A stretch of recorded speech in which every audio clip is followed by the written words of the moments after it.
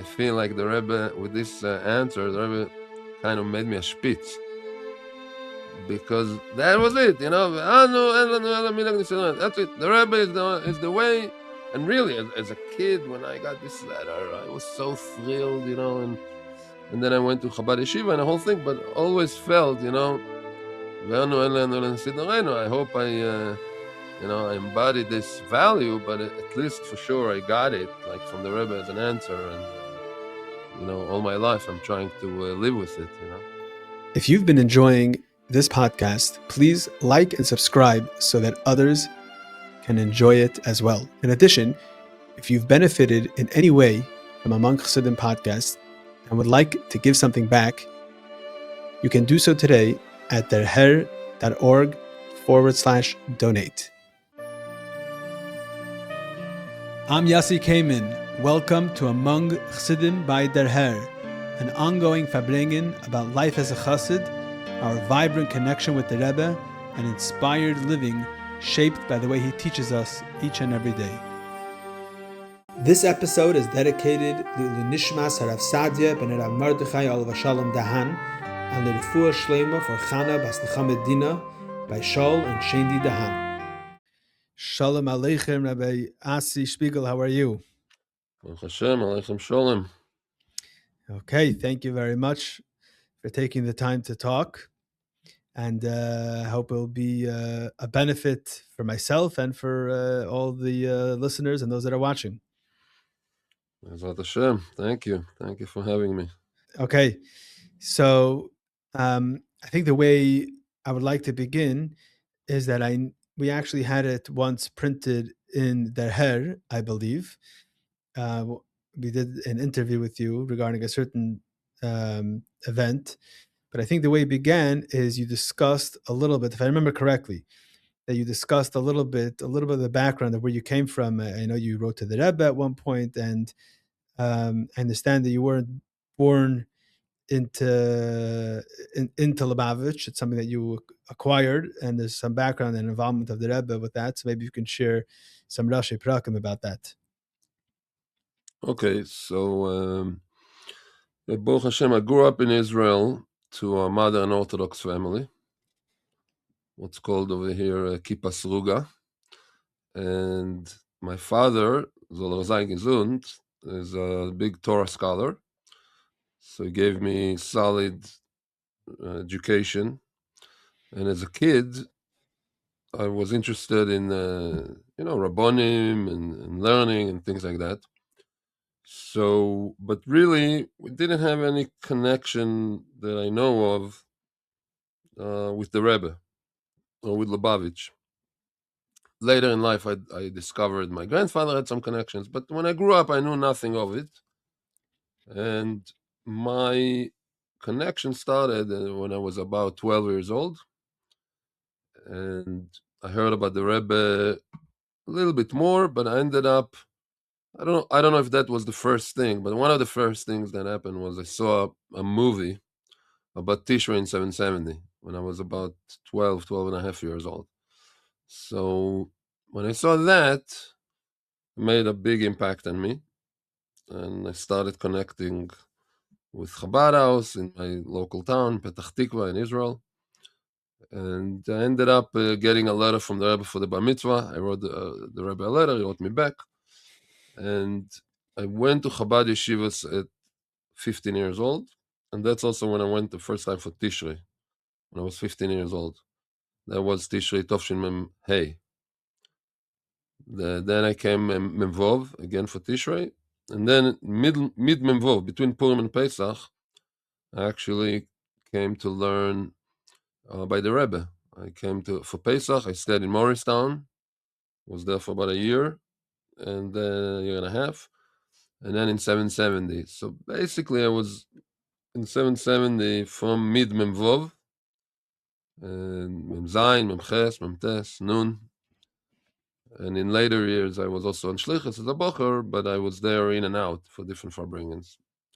So that's just my general background of where I come from and approximate years of where I had the amazing miracle in my life that I was spent a few years by the Rebbe. Amazing. So I have a few questions about this. Number one, this movie that was shown, this was like, where do you see this? What was the context of it? I'm just curious. So the movie that I saw, Levi Yitzchak Freidin, was one of the big photographers of the Rebbe.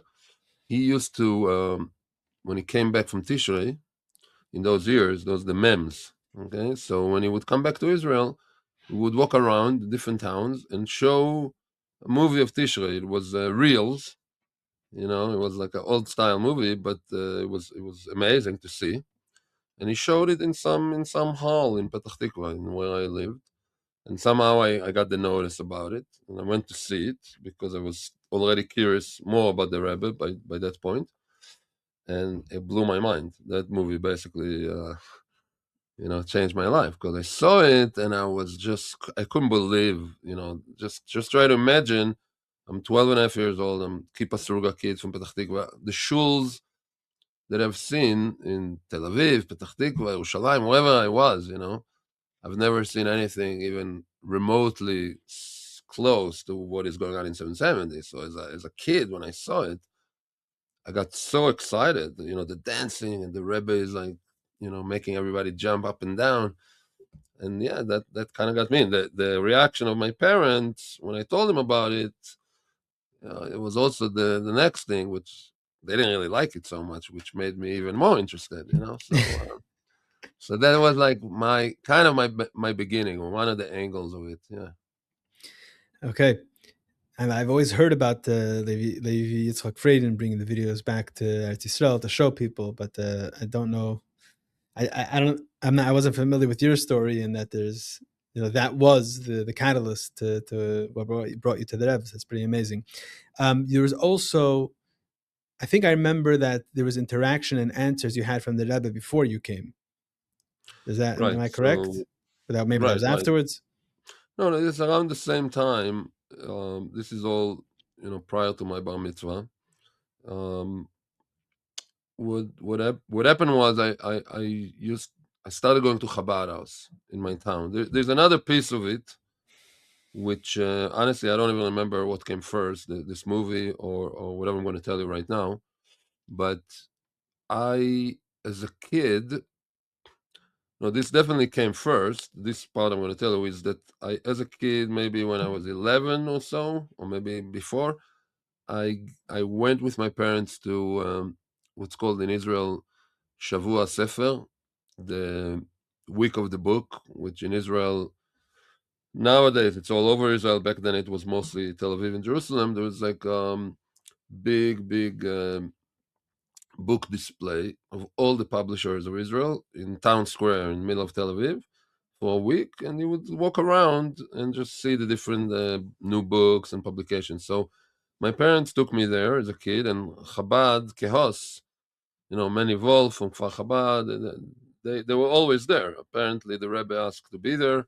So one of those years when we went there as a family, we stopped by the Chabad booth, and they gave me Talks and Tales in Hebrew, Sichot Lanoah. And so after I read it at home, when we came back home, I asked my dad to get me a subscription for it because I liked it. And a couple of years later, my dad told me that there's a new volume of Talks and Tales that came out, and if I want to buy it, Chabad is the publisher, and he told me there's a new Chabad house in town, so maybe you want to go to Chabad house and buy this new volume of Talks and Tales. When I went to Chabad house, this was around the time that the Rebbe started the Mivtza Sefer Torah for children, or Tzivus Hashem in general, Tzivus Hashem, and then Sefer Torah L'Yaldei Yisroel. So I was still before Bar Mitzvah, and I walked into Chabad house. I walked in for this book, for this Sefer, Sichot Lenoah, but there I come, and the shliach there, his name was Binyamin Rabinovich, the guy who managed the place, and he told me, did you hear? The Rebbe started this whole new thing with the Sefer Torah, and he plugged me into it, and I got involved, and I got kids in my school to purchase letters. So that was the other piece that I said. I don't remember which one came before, the movie or Mivtza Sefer Torah, maybe it came around the same time. And so this is before my bar mitzvah, a couple of months before my bar mitzvah, and I'm getting really into Chabad, and my parents don't really like it so much. And then one day, my father had a conversation with me about buying a jacket or a suit for the bar mitzvah, and I asked him, "Can we buy a black suit?" Which I wanted because I was becoming like more frum, Hasidic, whatever you want to call it. And my father is like I said before, he's a Talmud Chacham, he's a Talmud professor, he's a very learned person. So when I told him I want a black suit, he asked me to get him a sefer from the library, a sefer called Kaf HaChaim, and he opened the sefer and he shows me, and it shows me that it says that you're not allowed to wear black on Shabbos. This is a sefer from like 200-300 years ago. Rabbi Chaim Falaji was a big rabbi in Izmir, in Turkey. So I saw it, and what can I tell my father? He's showing me I can't wear black on Shabbos. So I told him, what about the Rebbe? I mean, if you can't wear black on Shabbos, how come the Rebbe wears black? So my father, brushing me off, sort of, told me, that's a question for the Rebbe, not for me, So I was thinking to myself, I didn't tell him anything, but I was thinking, oh man, that's a good idea, asking the Rebbe something, like he gave me the idea, So Ask I him. did. Yeah, so I did. So I wrote the Rebbe a letter and describing to him this debate I had with my father. I remember I sat with the sefer and I copied the lashon of the quote, the exact quote from the sefer Kaf Chaim, and I sent it to the Rebbe. And before I closed the letter, this idea came to me. The bar mitzvah invitations were already there on my table. And I was thinking, what? Why don't I send the Rebbe an invitation to the bar mitzvah? I had no idea it's a Chassidim, I was like a kid, I was like, okay, let's send him my invitation. And I did. And sure enough, about 2 months later or so, I got a letter from the Rebbe back, which I didn't expect. I wrote the Rebbe a letter, like a kid writing a letter, the havdil, to the president. You like write a letter, and like, the president has time for me. You give it a shot, but it's not like you're waiting for the answer.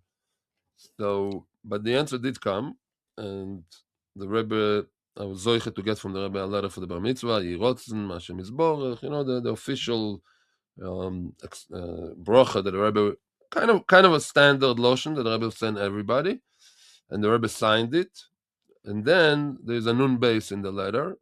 The toichen of it was published already in the Kotesiches and in other places, and basically Rebbe answered that there's different minhagim, and I should look up in the Sforim the different minhagim, and then he finishes it saying, "Ve'anu en lanu ela minhag nesi doreinu hu kvod kedushas mori v'chami admor." In other words, the Rebbe is not giving me an answer, and he said, "Look it up in the Sforim," but the real answer is, "Ve'anu en lanu ela minhag nesi doreinu." So sometimes when the Farbrengen, that we only have the minhag of yeah, Nasi like you're Rebbe. asking me why I'm wearing black, because the Rebbe wore black. Because Frierdiker Rebbe, So the Frierdiker Rebbe, right? So when I, in different occasions, in Farbrengens with Bochim or whatever, when I retell that story, I always say, and I'll say to you as well, I feel like the Rebbe, with this answer, the Rebbe kind of made me a spitz. Because that was it, That's it. The Rebbe is the way. And really, as a kid, when I got this letter, I was so thrilled, and then I went to Chabad Yeshiva and the whole thing, but always felt, I hope I embodied this value, but at least for sure I got it, like from the Rebbe as an answer. And, all my life I'm trying to live with it, Right. Okay. Shakech. So you go to Chabad Yeshivas in Eretz Yisrael, and then you said the first time you came to the Rebbe was Tavshem Memhei for Tishrei. So what was that like? Actually, I'm pretty sure that we interviewed in the Deher was about Rosh right? Hashanah Memhei. I'm pretty sure that's what it was. Yeah, I So think maybe you so. can maybe you can share a little bit about that. Right. So it's a bit challenging to try to capture the experience of coming to the Rebbe for the first time, but yeah, it was unbelievable. Let's just say, I'll tell you like this. When I came for the first time, I remember within a few days of being there, I remember thinking, "There's no way I'm going back to Israel. There's no way I'm going back." Um, I mean, I did after realizing that this would be way too much for my parents. Especially back then. 1985. My parents weren't even in America then, so the world was very different than today, and I Mm. felt like saying to them that I'm going to stay would really be shvira sakelim completely. But I'm saying it to share the sentiment. It was basically a dream come true, just to come to see the Rebbe, to be there in 770. Whatever I was dreaming it's going to be like was much better. And you know, it's and also I'll say this, and I want to be very honest about this. Since today I farbrengen often in Israel with young, with bochrim, with medlach, and a lot of times I don't want to go too strong talking about those memories, because sometimes I feel that people, it gives them a little bit chalishus adas, it gives them a little bit of I don't know how to translate it exactly, like it's people are having sometimes a hard time hearing how fantastic it was, because it's unfortunately it's an experience, it's a state of mind. It's not available today, especially at least not in that way, begashmias as it was. So I'm just saying, like sometimes I mamish in fabringas with people. I see it, sometimes I talk about it, and I see the faces are starting to go a little. So listen, it was something that is impossible to describe, obviously. The level, I would just say this, that I don't know if being alert, I don't know if that's the right word to describe like let's say when the Rebbe would be in the room. Okay, once the Rebbe enters, whether it's Mincha, Ma'ariv, Farbrengen, whatever, the Rebbe is the Rebbe came out, right? Once we were the presence of the Rebbe, everybody's alertness level, like the reality becomes something that's different. It's like a different level of energy in the room. I'm not saying that the Rebbe is not talking yet, there's no fabring, and it's just like the Rebbe is here. Was a very, very different feeling. And the let's say level of optimism, let's say, okay, being besimcha, being hopeful, being thinking, we're going towards Mashiach and everything is going to be good, or whatever it is. I'm just having a good day. It's like I'm happy to be here, right? When the Rebbe is around, all those things, for me at least, I'm speaking about my experience. All those things were a given. That life is amazing, and I know what I want, and it's all good.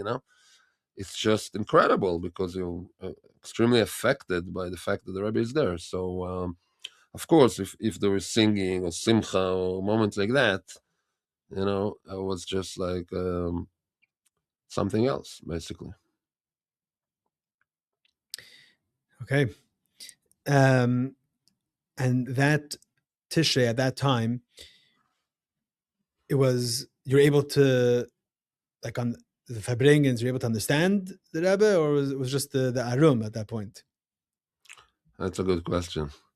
It's one of my favorite topics to tell people about what was really going on in Fabrengen, because it wasn't always so simple to really understand what's going on in real time. Now, again, this is obvious, but I do want to emphasize it, that I'm really speaking extremely from my own perspective.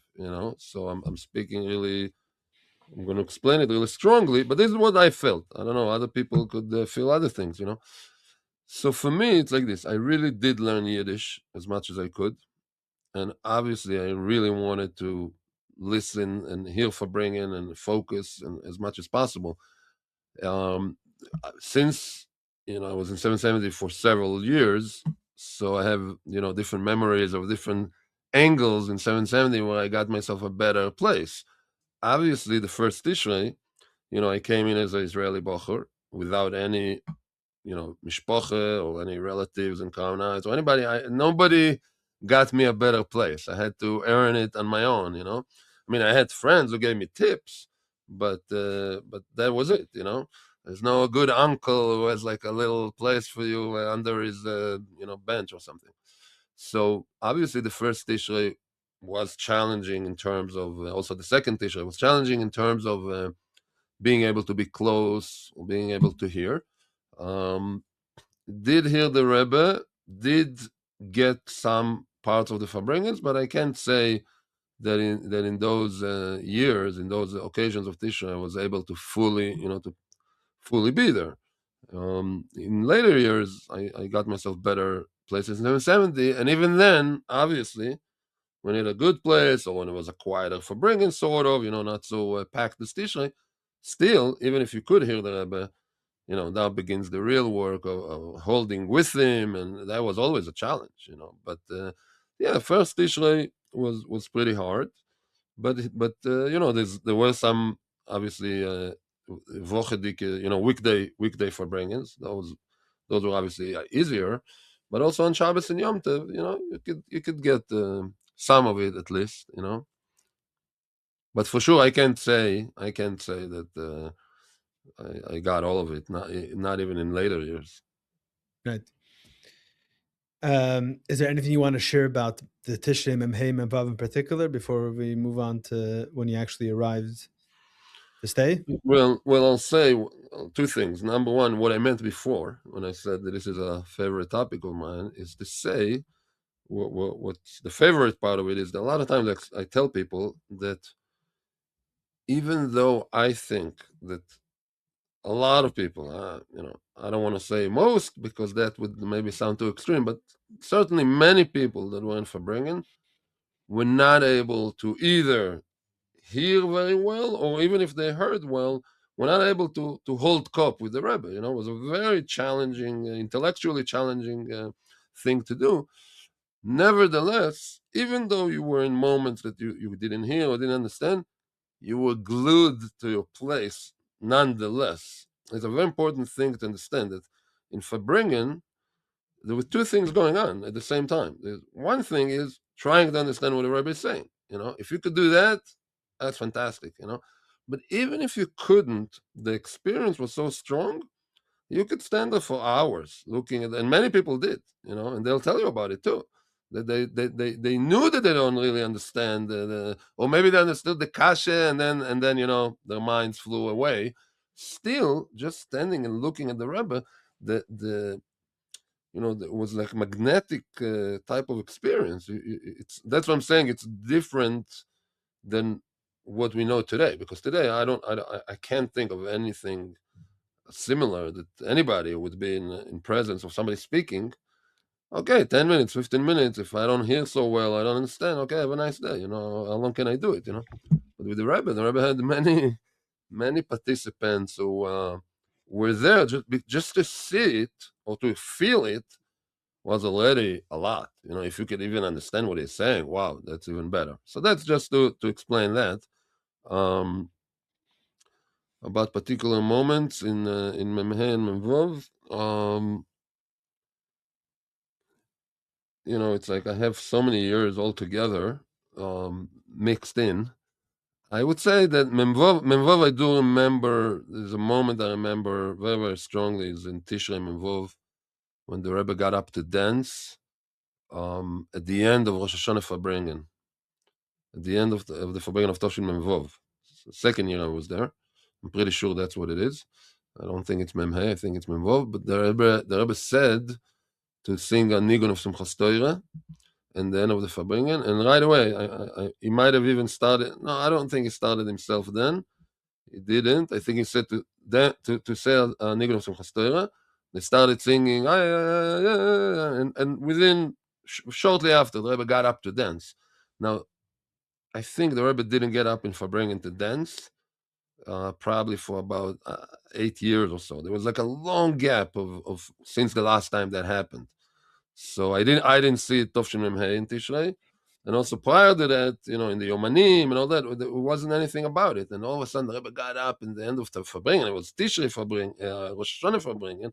and he gets up with a Simchas Torah Dikenigan unexpectedly, and I just remember how the whole 770 just like, wherever I was standing, I was on the floor within a second, and then I had to regain back my place to see the rest of it. So that's a strong memory from then. And I thought that was Memhei, but okay, could maybe be, right. could be. Yeah. I like I said, maybe it is Memhei, so maybe it is, But that I remember strongly. The whole Tishrei. I mean, there's everything is special. But if you ask me, if you stump me on that, this is what I pull out that moment in Rosh Hashanah.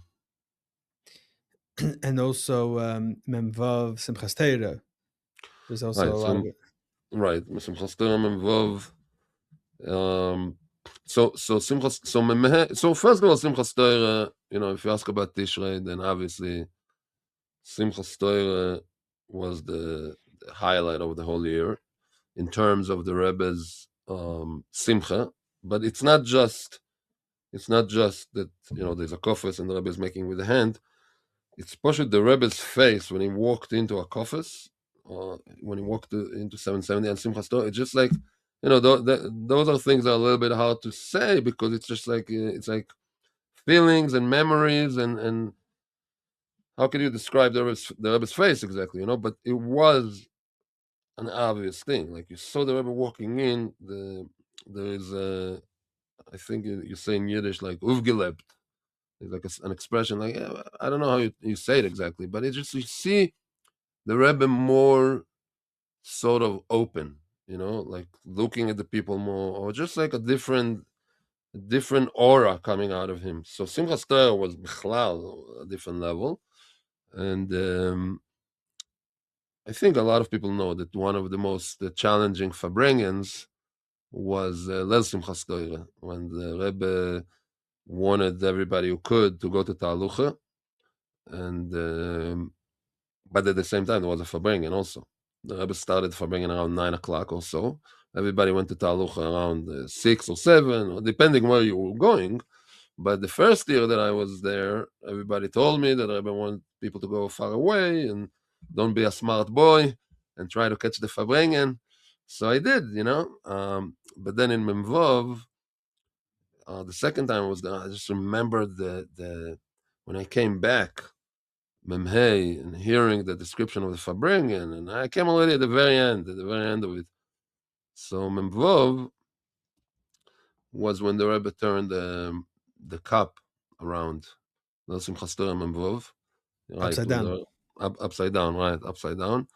And I mean, before that, there was a whole sicha about the shluchim.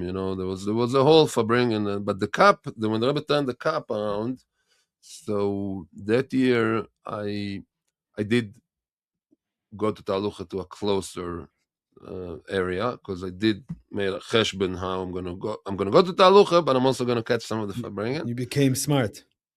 Yeah, I was a little bit of a smart boy, I guess. Not completely, because I did go to Talucha, but I also wanted to catch the farbrengen. And the thing was also that in this farbrengen, if you came earlier and you chopped yourself a place, then you would just stay there for the duration of the farbrengen. Well, in other farbrengens, there were people have mokum kavua and they have their own place, and it was a little bit challenging to find a place to stand. But in that farbrengen, since it was already starting as chaos, so wherever you went, you could stay there. So I came and I stayed. I stood pretty close to the Rebbe, and then when the Rebbe, talked about turning the cup upside down, and people were, that's farbrengen. Once the Rebbe basically held the becher upside down in his hand the whole time, and he started, in the beginning he said l'chaim and he turned it around. Then people started singing, and then the Rebbe started do with the hand holding the becher.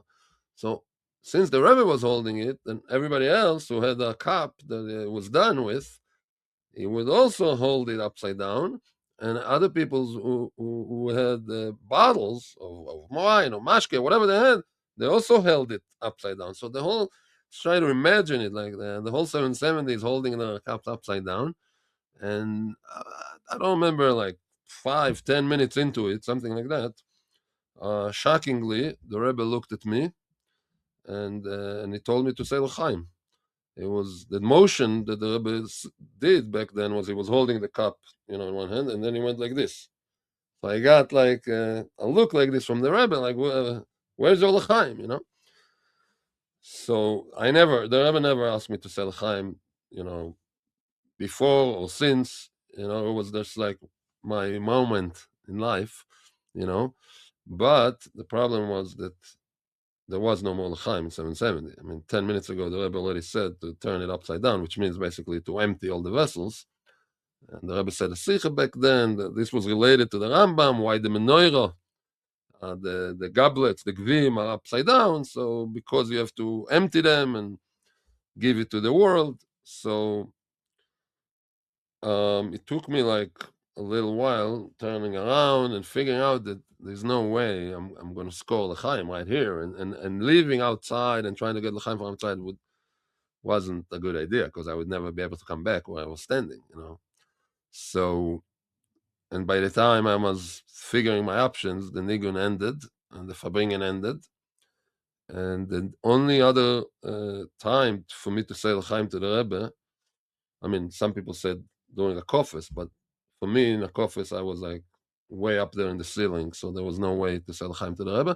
The next opportunity would be the next day for bringing Yom Simchas Torah, and lo and behold, as they say, I come to this Farbringen, and the second that I raised my cup, which was basically the first nigun, the Rebbe said a sicha, then they started a nigun, and I'm raising my cup. The Rebbe looked in another direction, but as soon as I raised my cup, the Rebbe looked at me and said l'chaim to me. So that was like a very special moment in my life where Mamish felt it. Like the Rebbe basically knows it all and he feels it all. And even though it's Bochum in 770, we all believed it, obviously. That was like the default setting, that that the Rebbe knows who you are and he knows what you're thinking, and but it was you don't have on a regular basis a proof for it. It's like you believe it. In my time, there was no personal yichidus anymore. So we didn't really have a chance. I missed that. People who came a couple of years before me, they had some yichidus. Even though it was already those years, it was very short and everything, but still, you came to the Rebbe's room, So we didn't have that already in Memhei, Memvov. It wasn't. So feeling it, I owe l'chaim to the Rebbe from last night, and it turns to me right away and gives it to me. After, you can imagine how I felt in between the time that the Rebbe told me to say l'chaim until he actually did the next day. I felt like basically the biggest shlimazel in the world. The Rebbe asked you to say l'chaim, and there's no mashkin 770. I mean, how likely is that? But that's what happened. So I felt pretty bad, and the Rebbe, I'm sure, felt it. So it just gave me a quick l'chaim, and it was a major feeling of, the Rebbe is here, he knows you, he knows what's going on.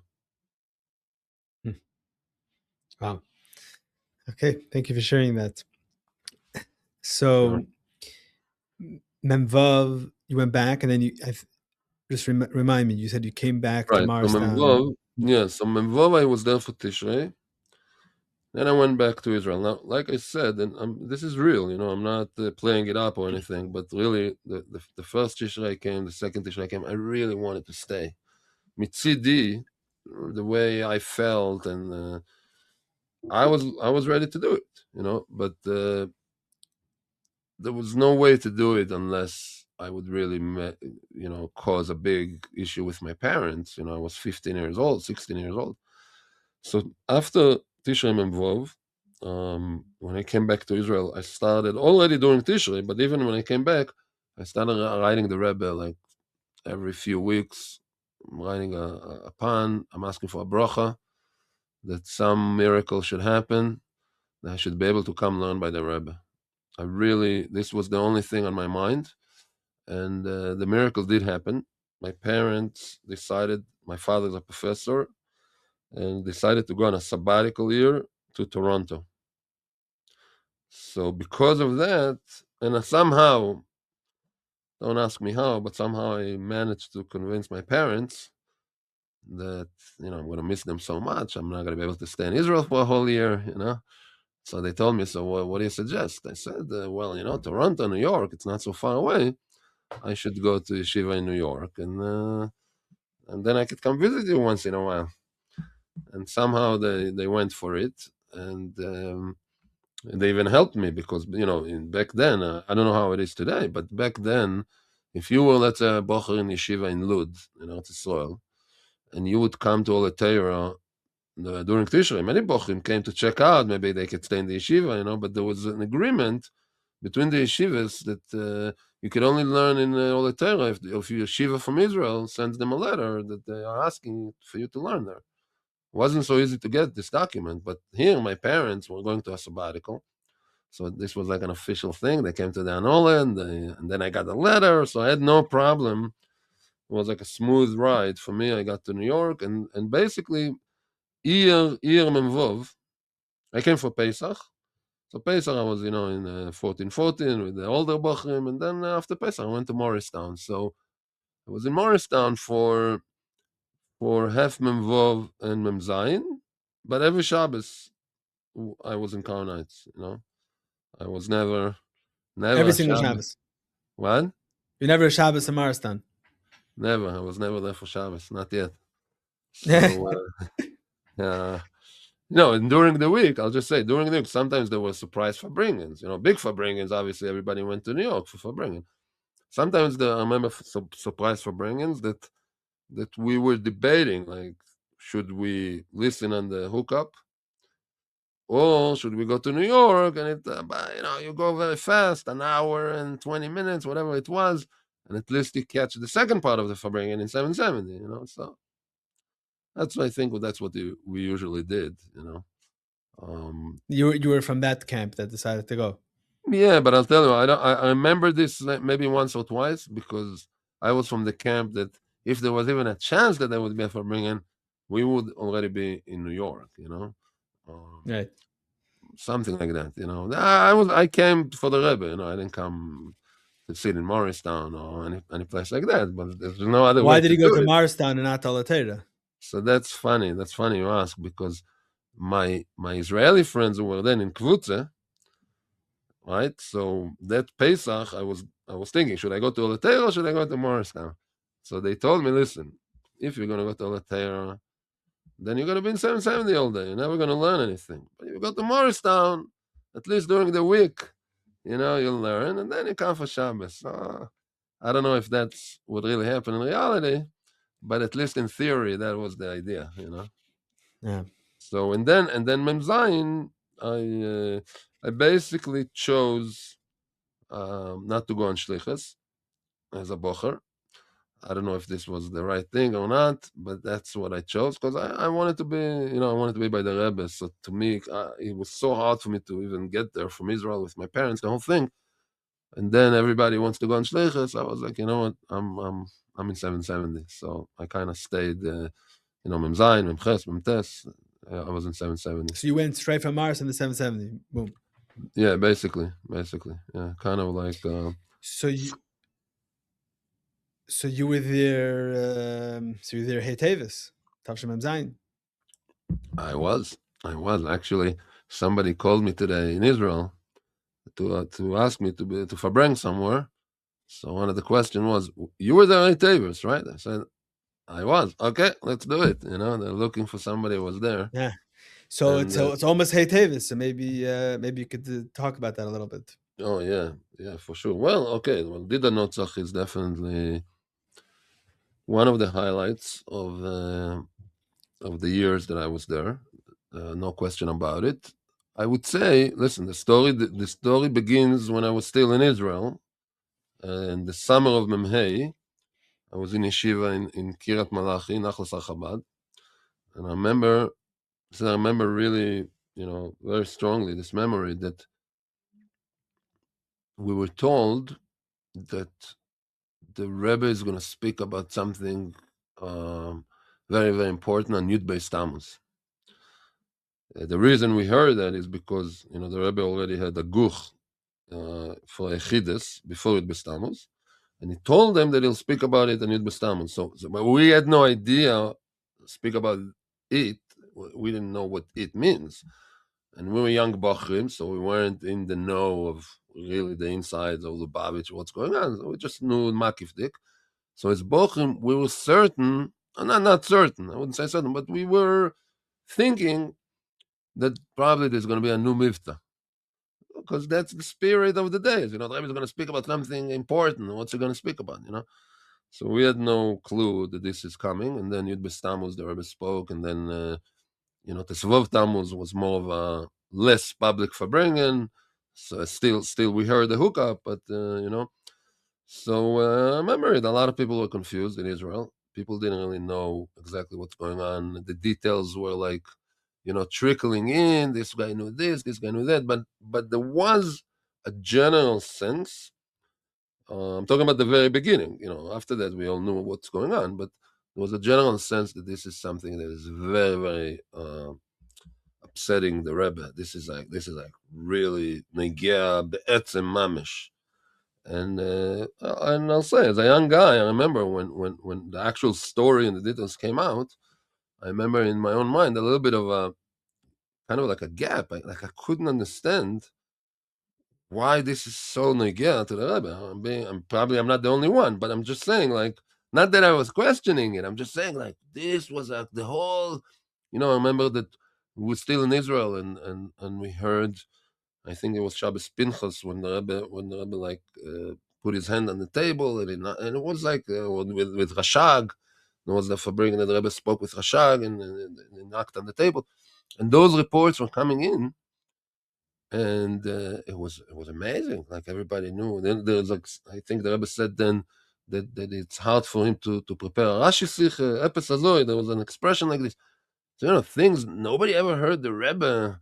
Ever heard the Rebbe affected ad kedei kach, or that he would say publicly that it is affected. So the sense that the Rebbe is in distress about it, to me at least, to where I was at in those years, was a lot stronger than the actual details of what's going on. It was just, we knew that some of the details. I'm just saying, today, when Bochrim or people read the whole story, you're going to the details, and this happened, that happened.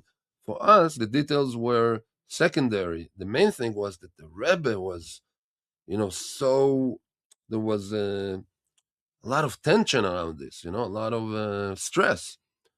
So that's just the Akdome, and then I went to New York, and I was there, like I said, I came middle of Memvov, so the summer of Memvov and the winter of Memzayin, and then I had a big schus to did a notzach in New York and not in Morristown, and that is because on that Hanukkah of Memzayin, like I said, I didn't spend so much time in Morristown. And so that Hanukkah is, whoever remember those years, it's a famous Hanukkah where basically almost the whole yeshiva was expelled back to New York as a punishment, which I knew I love those punishments. If they were upset at you, the punishment, you go to New York for a week. Okay, great, thank you. So I was one of those punished for not asking for shoes, whatever it was, and they sent me to New York. And there I am, and Mitamol did a notzach, and I'm right there. So I remember 11 o'clock in the morning. I remember they started saying, did a notzach. It was already talk before that it's coming. It wasn't a complete shock, but nobody really knew it's going to be when and what. And yeah, and that was an amazing, time.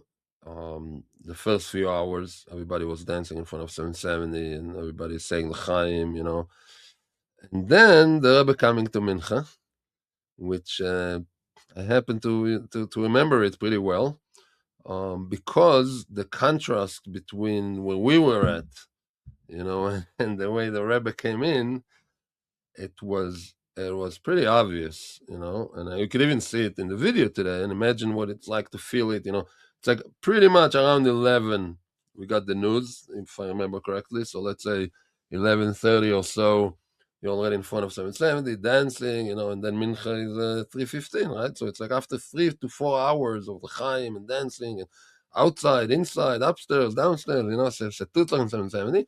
Finally, the Rebbe comes in. Honestly, I was sure the Rebbe is going to come in. It's like that was the feeling. Everybody is dancing. I mean, we thought we are doing the right thing, and then the Rebbe walks in and, so serious. Also on his face, not only the movements of the hand, his face was so serious. And, they started um, singing I think it was Zev Katz, who was the Chazan, right, the Shliach Tzibur, and the Rebbe looked. It just didn't look like everybody is in the same on the same page here. However, and I remember that the Rebbe turned around to say Slicha. That moment that the Rebbe turned to say Slicha, I remember feeling like all the pressure going off, because if the Rebbe would say Slicha, I mean, this is Tovshin Mem Zayin. So this was not common to say Slicha, and there's nothing to say Slicha for unless, it's a Tevis. And also, I was, after some mashke, I remember also, by the way, this is the only time that I remember that the Rebbe is speaking and I'm not 100% sober, okay? To say it mildly, okay? Because at any other time, I speak to people about it on Purim, or any other time. Just imagine, like I said before, the Rebbe told me to say L'chaim, so I didn't have a L'chaim, but let's say I did have a L'chaim. Nobody really, I mean, you'd say L'chaim to the Rebbe, but nobody would really want to get too buzzed around the Rebbe. At least not me. I don't know about other people, but you want to, be in the moment and listen to what the Rebbe is saying. You want to hold cop. You don't want to lose your mind here. So, sometimes the Rebbe would say to people to say L'chaim again. Because if the Rebbe would really want somebody, the story with Eli Wiesel, that's a famous story. But it happened many times with people. The Rebbe said again, because the Rebbe knew that people, they don't want to say L'chaim, Not because they love to say L'chaim, but not when the Rebbe is there. One of the integral components of being a chassid are the Chassidish Yom Tovim and Yom Pagra. Whether it's Hey Tevis, Yud Shvat, Yud Aleph Nisan, or Gimmel Tammuz. These days give us an opportunity to connect with our Rabbeim, to connect with each other, and be better Chassidim. What is the story behind each of these days? How did the Rebbe commemorate and celebrate these days? And most importantly, what are the lessons, the takeaways, and the action items Hamaisa Hua Ikr needed for each of these days? All of this and much, much more are answered in the new set recently published by Der Herr. Our Days is a journey through the Chabad calendar in story, meaning, and practice. With over 700 beautiful, glossy pages with elevated content, beautiful, beautiful photographs, you, your family, and friends will enjoy and live with each Chassidish Yom Tov. This book is a must for every Lubavitcher home, for every shul, for every school. It is a perfect gift item. This will not collect dust. It will be used day after day, month after month, year after year. You can have this set. Go to derher.org/our days. Order your set today and start living with Chassidish Yom Tov. So I remember this feeling of ache, the simcha on one hand that the Rebbe is going to say sicha, so it is a big thing. We didn't just dance like for nothing, but also the fact that I'm not 100%. I was very distressed about it. And I remember when the Rebbe said right away, it's like within the first few seconds of the sicha, the Rebbe starts saying about how the Alter Rebbe said, as Medaf Rebbe mit der Zeit, and in Memane given the Mittler Rebbe, soll sein der Madrich von the junge Chassidim. Right? So it's a famous thing. The Rebbe said it many times, but here he said it in detail that the Alter Rebbe appointed the Mittler Rebbe to guide the young Chassidim. And I remember hearing it, and it was, for me, it was like, okay, the Rebbe is confirming the young Chassidim are standing over here half drunk. It's okay. The Rebbe, that's how I felt it, that there was some sort of And then the Rebbe said, "Utchi ruach Yankev avim," it's like for sure the Rebbe was happy. It was all a matter of balance. So, and then the whole week, the Rebbe said Sichas, and 770, there was nothing like it. I don't think there was ever that I remember. I mean, like Shiva Simei Mishte, it was mamish, like something from, and really all it was, it was love to the Rebbe. Really, that's what it was. Because, like I said before, in the details of the testimonies. I mean, there's some bochrim that were like learning all the details and what's going on. It's amazing. I mean, I knew what's going on. I wasn't as informed about everything, but it wasn't. I didn't feel then that this is where it was at. Well, I don't know the details. I know the Rebbe is happy. We're winning the court case. That's all I care. The Rebbe is happy. I'm happy. That was the sentiment around, and it was a pretty strong sentiment. It was amazing. It was yeah. And all of them, when you're in New York, wherever, Morristown, during that period, that sentiment or that pressure was felt throughout all those months, until the Natzach. Right. It was, and that's what I'm saying. It was like such a release, even though it was in the end, but we obviously didn't know that at that moment. So we just know the Rebbe was victorious, and it was just like I mean, the Rebbe would gemon simcha anyway in those years in a very very serious way. So it wasn't like simcha wasn't on the table, but this was even more because it was a personal thing. I didn't mention here another thing which happened where the Rebbe had pain in his leg, and because of that, he started davening upstairs. It was like a month that the Rebbe davened upstairs. There's a Menvav. Right. Other Menvav. This isn't Menvav. Right. When I came, now I'm remembering as I was speaking to you, when I came, I told you I came after Purim in Menvov. Just right then. That's when it happened. Right, it's right then. And the the end of first, Adar. right, and the first time that the Rebbe went downstairs to daven, back downstairs to daven, was Yom Tov of Pesach. Lel Yom Tov of Pesach. And I remember this when they announced So the Rebbe. those months, the Rebbe moved everything upstairs. Shabbos, Right, everything was upstairs. Right. I was, Shabbos morning, davening was up. Everything But besides the Rebbe came Farbrengen. downstairs for Farbrengen.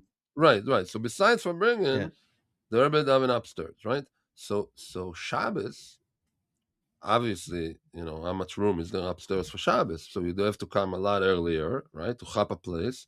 But there you could hear Haftarah like you never hear downstairs. That's I remember that very, very strongly. I mean, besides davening upstairs was special, but the Haftarah was really. And then the first time the Rebbe came back down was Leil Yom Tov. It was a big simcha. I remember when the Rebbe came down. So I'm bringing this up to say that when what I said before about like the Rebbe being besimcha, the Rebbe being victorious, it also has to do pashut with the Rebbe's health, begashmius, because the Rebbe was having a hard time walking, and the Rebbe stopped coming out of the main door of 770. And since then, I mean, it didn't. Usually, I mean, depending where he went, went to the sukkah or went to the library, so he did come out from the front. But I'm saying in general, with the car and everything, the Rebbe from that time didn't really go from front of 770. It's a big detail to have in mind over here. I'm saying the symbolism of it. So what you're saying is basically that besides the Rebbe's the Agav Nefesh and the anguish that it caused the Rebbe, and everyone felt that was like probably the first time the Chassidim were privy to such emotion to the Rebbe. Also at that time there was also all of a sudden a physical health related thing with the Rebbe that also pained Chassidim. So it was like it was a whole tkufa basically of that feeling for the Rebbe, and then I guess Heitevis kind of lifted that. That's what you're saying. Right. I'm summarizing and asking, confirming, making sure I'm getting it right. You said it right. I mean, before that, we only we did hear the Rebbe speaking very emotionally about, the Eretz Yisroel and Mi Yehudi and different things. I mean, the passion when the Rebbe would speak about, or even, Ad Mosai, for example, but still, all those issues is one thing, but something so personal, the Sforim and the Nesias of the Rebbe, and is affecting the Rebbe Begashmius, that was a whole other level. And therefore the simcha of it, when it was Dida Notzach, then the simcha was, I'll Right. tell you a side comment, but I heard recently, I listened again to the Farbringen of Yudalat Kislev Tovshin Lametes, which is 50 years, the anniversary. So the Rebbe says with an expression that is asking why is there a Farbringen? We didn't see by Rabbi Sein and Sienu that, well, first of all, not all of them came to 50 years of anniversary, but those who did, we didn't see that they did anything publicly with Chassidim. So then the Rebbe said, whatever he explained over there, but he said that it's Minhag Medina, that in a day like this, there come the Bnei Mishpocha and Oyavim, Epis expression, I heard it. So basically the Rebbe is saying, so that Farbringen, this is not just Shabbos Farbringen, Yom Tov Farbringen, this is a Farbringen to the Mishpocha, the Mishpocha, the loved ones. So if you listen carefully, the Rebbe is basically telling you, if you're there or if you're listening to it, you're a Mishpocha, So it's a similar thing, it was something. Dida Notzach was like an inside situation, the Rebbe with the Nesias, the Mishpocha, the Sforim. It was a different category of connection, and therefore, I think the Chassidim also felt more Hamish kind of a situation, Right. I mean, today there's a whole other appreciation and understanding of Heitevis when you, first of all, knowing more details of the story and also all of the sikhs about Hu B'Chaim, which we appreciate, after Gimmel Tammuz, I guess, in hindsight, much more. But you're saying at that time, it was a whole different component. That was the main thing about the, Right. the relationship with the Chassidim and the Rebbe. Right. I agree with you that in perspective from today, this was all basically,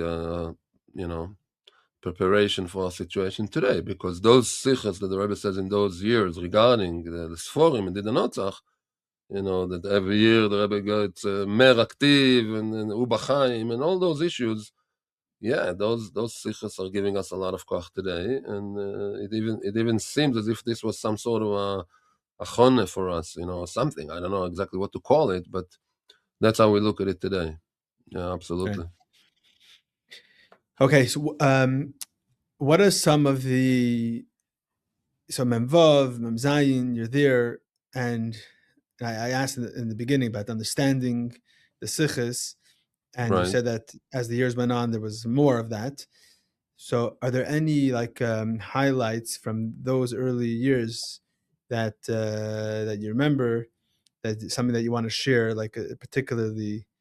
I mean, there's like a moment that kind of cemented you being plugged into the Rebbe's mission, or something like that, that type of thing.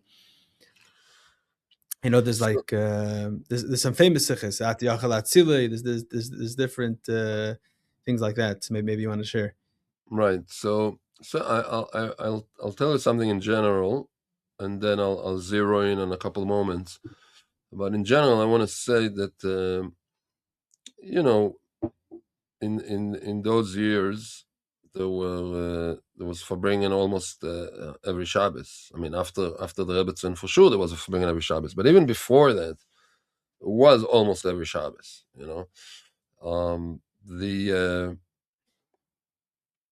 The amount of Torah that the Rebbe poured on us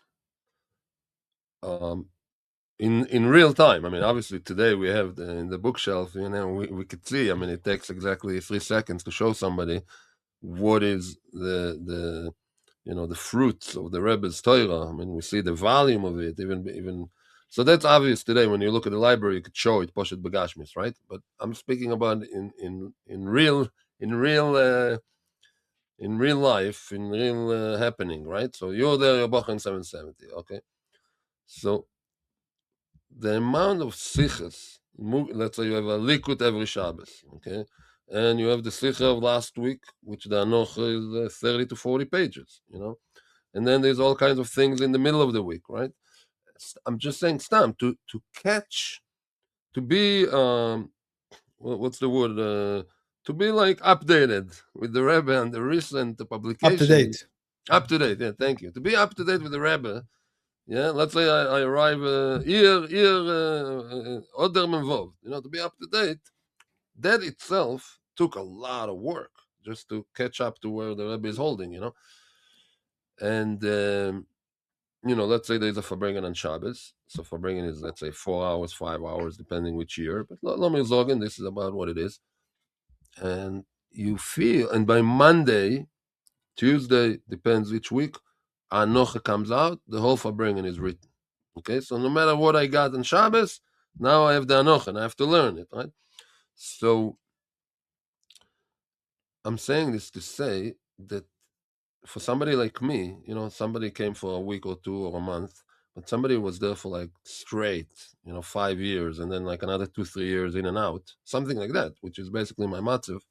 I'm just saying there's no way for me to hold it all in my mind. So, but I do know where, when I was there. So for me, let's say this year particularly is Arboim Shana from Memvov.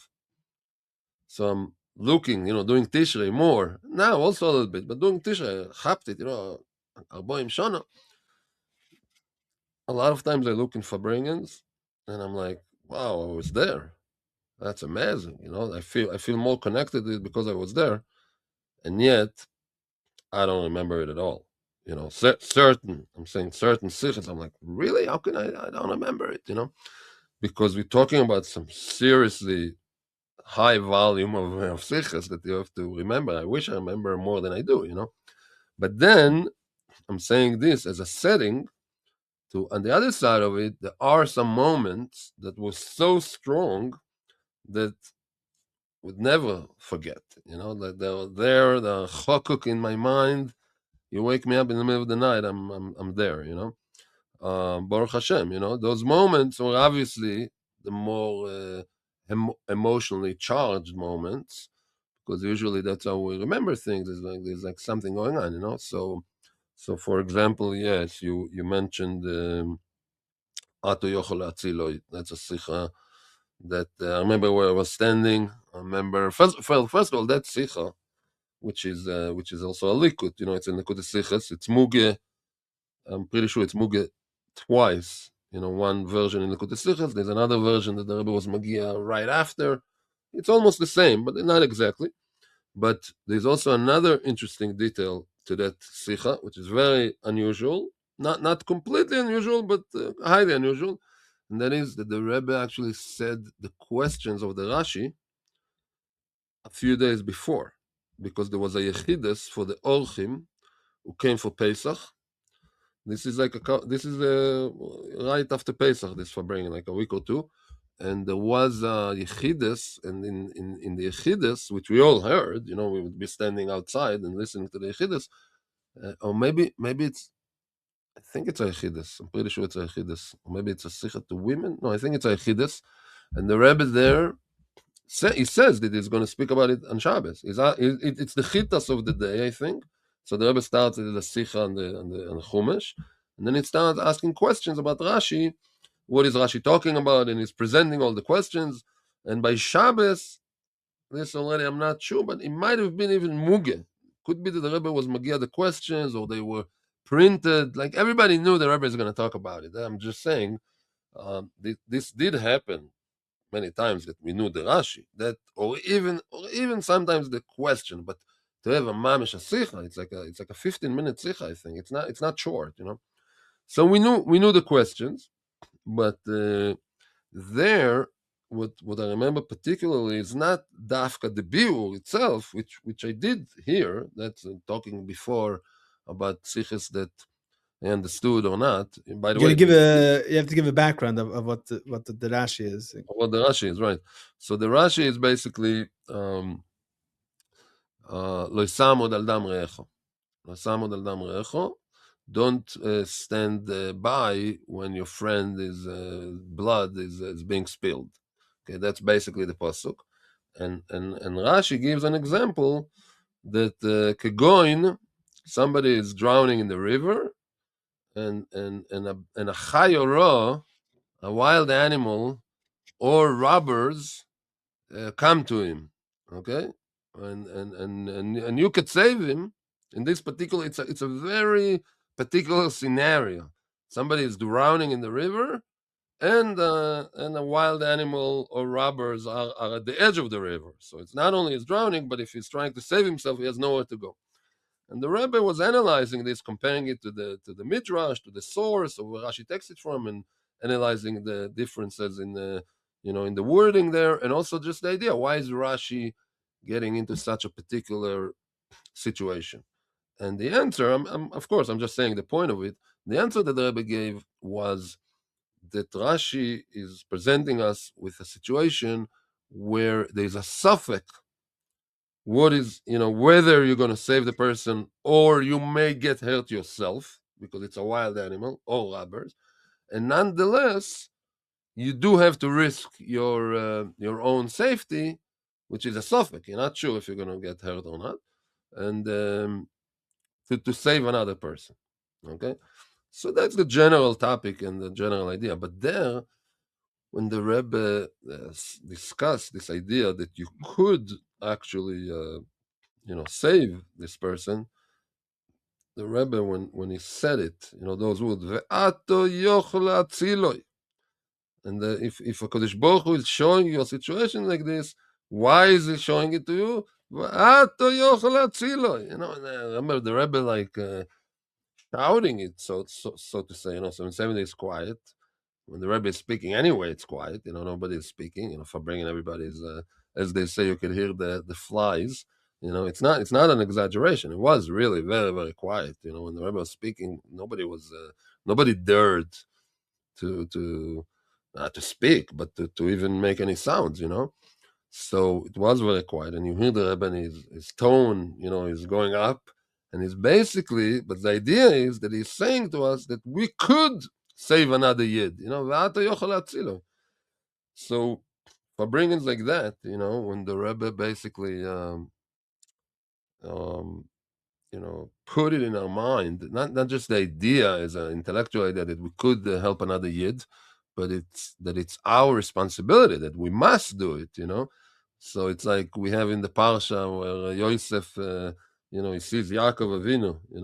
There it's in a situation of where he's about to do something not right, and he sees Yaakov Avinu. But I think about us, those who heard the Rebbe, or today learning the Sichos, but of course, if you heard it from the Rebbe, it's like sometimes there are situations, when I don't feel like doing miftzoim. I'm like, whatever it is, I'm at some airport, and it's not like, you ask me, I'm okay, just keep doing my thing. But you hear the Rebbe's voice, "Ve'ato yochel atzila," like, hello, you could do something.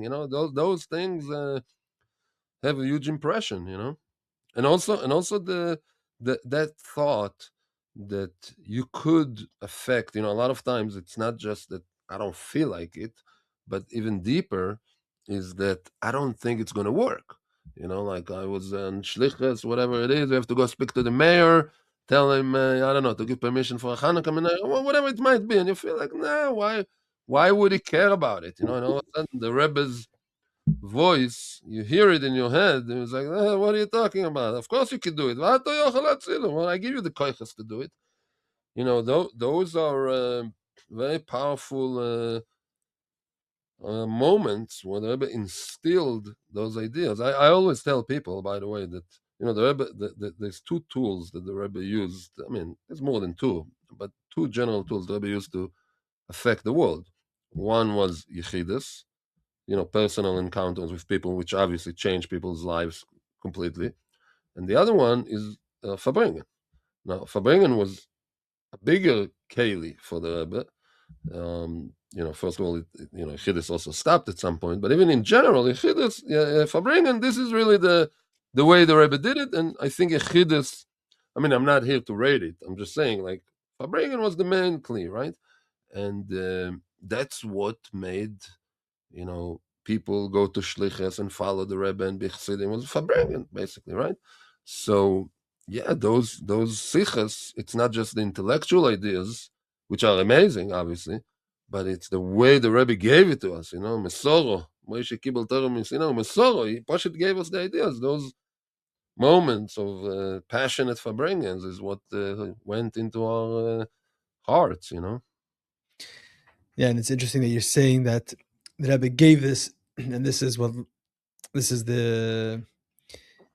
with that power, to go on shlichus. I think I heard from others that this farbrengen that you're describing, Ba'at Yachal Atzilei, was a big wake up call. There's a few sichas during those years, strong words that the Rebbe used about shlichus. I believe I heard that there are people that like that was like when it hit them, like when you become shluchim, like that's the the bachrim at the time. That was like when it hit them that their tafkid is to go on shluchus. Oh, absolutely. In those years, Botei Chabad in winter Memzayin, and also Arum did a notzach also when the Rebbe said Tkufa Chadosha, So definitely. Somebody once told me, somebody in Crown Heights, that have a lot of kids. So he told me, and he's like, I guess maybe 5 to 8 years older than me, something like that, So he said once jokingly, but it's not really jokingly. He said, listen, when I was in 770, the Rebbe talked very strongly against family planning. When you were in 770, the Rebbe talked very strongly about Botei Chabad, so that's the difference. I live here and I have a lot of kids, and you guys went on shlichus, But it's a joke, but it's true. It's definitely true, and you're right that in Memvov, Memzayin, even though the Rebbe spoke about shlichus, before very, very strongly, but I think in those years, the Rebbe emphasized more and more that he's speaking to everybody. That this is like, you don't have to wait to be called. Before there was shlichus, so if Maskiris called you, then it meant that you're getting the job. Something like that, But in our years, in like Memvov, Memzayin, Memches, in those years, it just became like, not that you don't have to be official, but I'm saying like the Rebbe pushed this idea that everybody could, excuse me,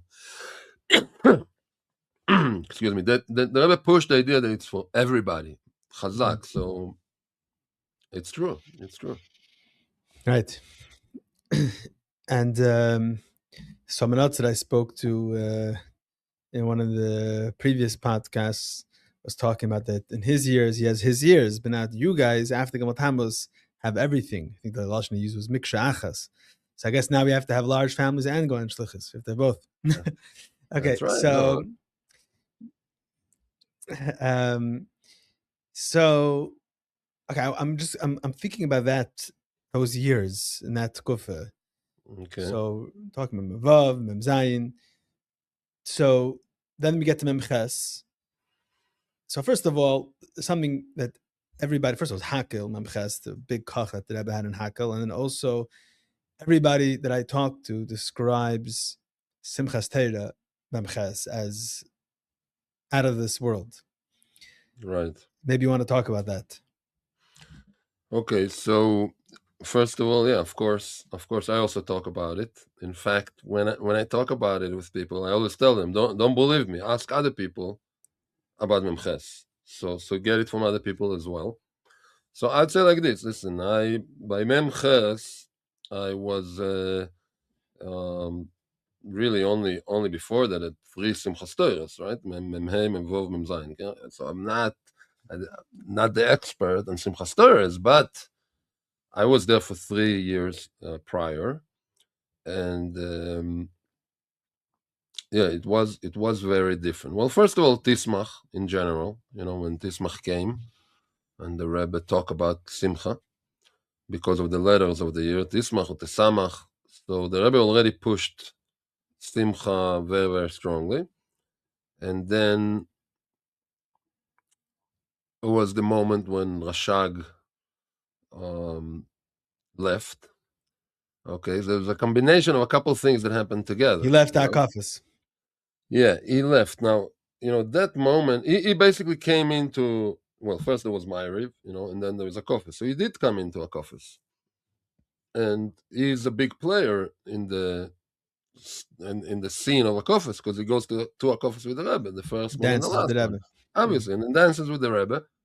And the years that I was there before, he was already quite a senior gentleman, and the Rebbe would put a hand on him, and the dance would be extremely slow due to his condition, and this is just how it was, So the Rebbe, Pashut, physically couldn't really do much when he's with him, So then he comes in for a kafis, and really just like in the very beginning, or maybe it was already after my was separate. No, he came in. It was very close to the beginning. This is like the first 10 minutes. I don't know. It didn't feel well after he came in, or whatever it was. The Rebbe looked, Ayin Aher. A few minutes go by, and everybody gets it that he's leaving. Now, let me tell you something. The simcha that everybody felt, with all due respect to Ashag, yeah, but because everybody got it, that the Rebbe is going to be by himself, you know that it's going to be a whole different akofis you ever seen. I mean, this And is it going to be happened once before, by the way. I think in Mamalef, I think Rashak had a right. stroke, and that year he wasn't there, and the Rebbe danced by himself. So there was precedent for it. Okay, so Yeah. that I didn't know at the moment, and even if people did, still, it was like so the simcha. Remember, this like everybody was like, and also the Rebbe himself. I remember the nigun after, or the first thing that happened after. Everything was different. It was pretty. At least this is how I remember it. That it was pretty felt. That it wasn't just us. Like there was simcha. There was not. I mean, let him be healthy and everything, but there's going to be something else going on here. Okay, so that's first of all. Then the Maise. That's actually what happened when the Rebbe was holding the Sefer Torah by himself, and looking at certain sides of 770 in a more particular way, and and pointing the Sefer Torah towards them, and it was just incredible. Because let's say if I saw the Rebbe's back for a moment, right, when he's like looking at the other side, and you look in front of you and you see the whole side that the Rebbe looks at, basically going to the ceiling and down, and you know that in a few seconds or whatever it's going to be our turn. It was just really unbelievable. Okay, so the akofis of the Rebbe by himself were a major thing, but besides that, add to that also the regular akofis, the movements that the Rebbe did with his body, and just the level of intensity. I remember in general a couple times, but in more particular, I remember it in akofis Mches. I remember telling myself, work harder to remember what you sing.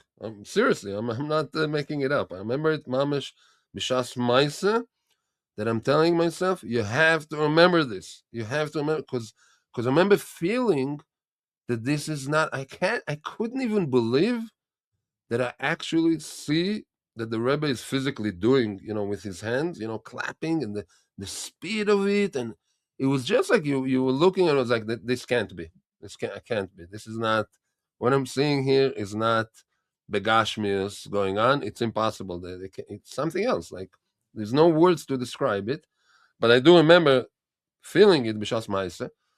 And then when the Rebbe came back to his place, um, I think this must have been the second night. I think the Rebbe, there was like a few other songs that the Rebbe did from his place. In other words, he went on the stairs. Akofas pretty much ended, and instead of the Rebbe going to the stender, he's there and he's singing a few more songs, singing Niet Niet. I remember even that the Rebbe that everybody's singing a song, and the Rebbe wants to start another song, but the 770, everybody's still singing, and label from the back is behind the Rebbe, and he's going with the hands, everybody to be quiet, because he chapped that the Rebbe wants to sing another song. The Rebbe sang Uforatzto and Niet Niet, and another song that I don't remember right now, but that extra akofis, akofis, when it came to the end, there was always Ashreinu. Everybody sing Ashreinu, Ashreinu, Ma Tov Chelken. When the Rebbe would come back to his place and the Sifrei Torah would be back, and that song, I don't know when it started that everybody was singing it, but that Ashreinu at the end of a Kofes that was sang every year was pashut a love song to the Rebbe. Just imagine it after the whole Tishrei and after the whole thing, and this is a Kofes, and everybody feels so grateful to Hashem that we are actually seeing this, that we are part of this, so that Ashreinu was just like, everybody was really there 100%. And so in that year, when the Rebbe, it felt like the Rebbe himself, like we felt, Ashreinu was like, we don't want this ever to end, right? In Tismach, it felt like the Rebbe was feeling it, like almost. It was like the Rebbe also didn't want it to end. He added more nigunim and more nigunim. And in fact, I remember also that some people, I was then, 20 years old, whatever, and I heard like a day or two later, people told me, that some elder Chassidim are saying that maybe it's not such a good sign, that the Rebbe is so besimcha. Because, in the Rebbe to besimcha betishrei, maybe he's trying to mamtik some gzeira. And I as a bocher, I remember dismissing it, thinking, who is the Meshuggah who came up with this? Like, it didn't sound to me at all like a legit way of thinking. But I do remember that people mentioned it. I definitely do remember it, and I'm remembering not accepting it at all. But obviously, we all know, what happened in Chav Shvat. So there was that sense in Tismach. Tismach was a very emotionally charged year because it started with this crazy bang of simcha that we've never seen.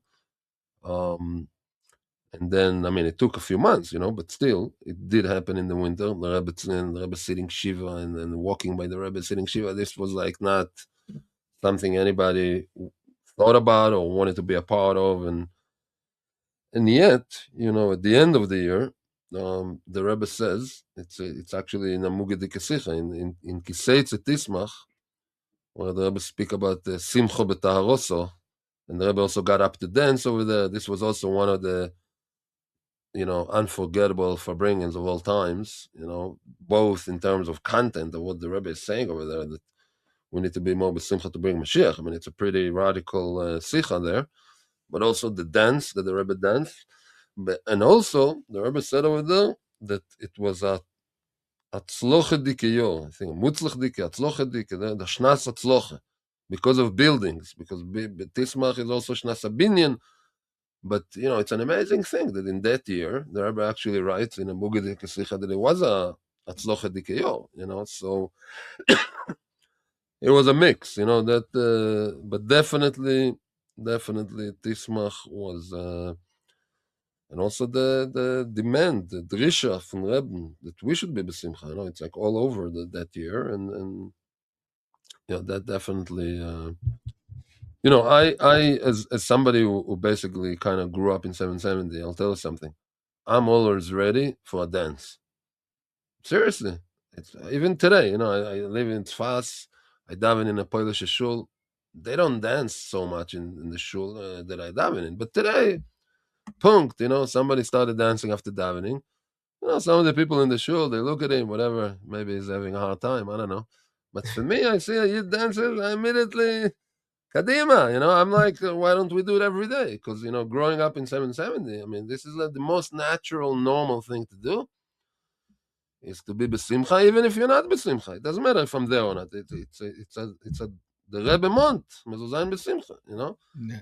So that's definitely a result of education in 770 in those years, no question about it. Definitely is a common scene in 770, especially in the later years when the Rebbe starts saying a sikh in the weekday very often. And the Rebbe, when there's a shturm dik sikh, whether about simcha or about anything else, from Mashiach, the natural reaction when the Rebbe leaves it, there's the whole rikud, the whole dance in 770, every other day. Yeah, in the middle of the riots, there was a sikh about the gili from Mashiach. Everyone's dancing at 770. Right. Exactly. So so maybe Yeah. You go back to Memches. It's actually, when you learn the sichos, which I happen to learn a lot of the sichos Memches, recently.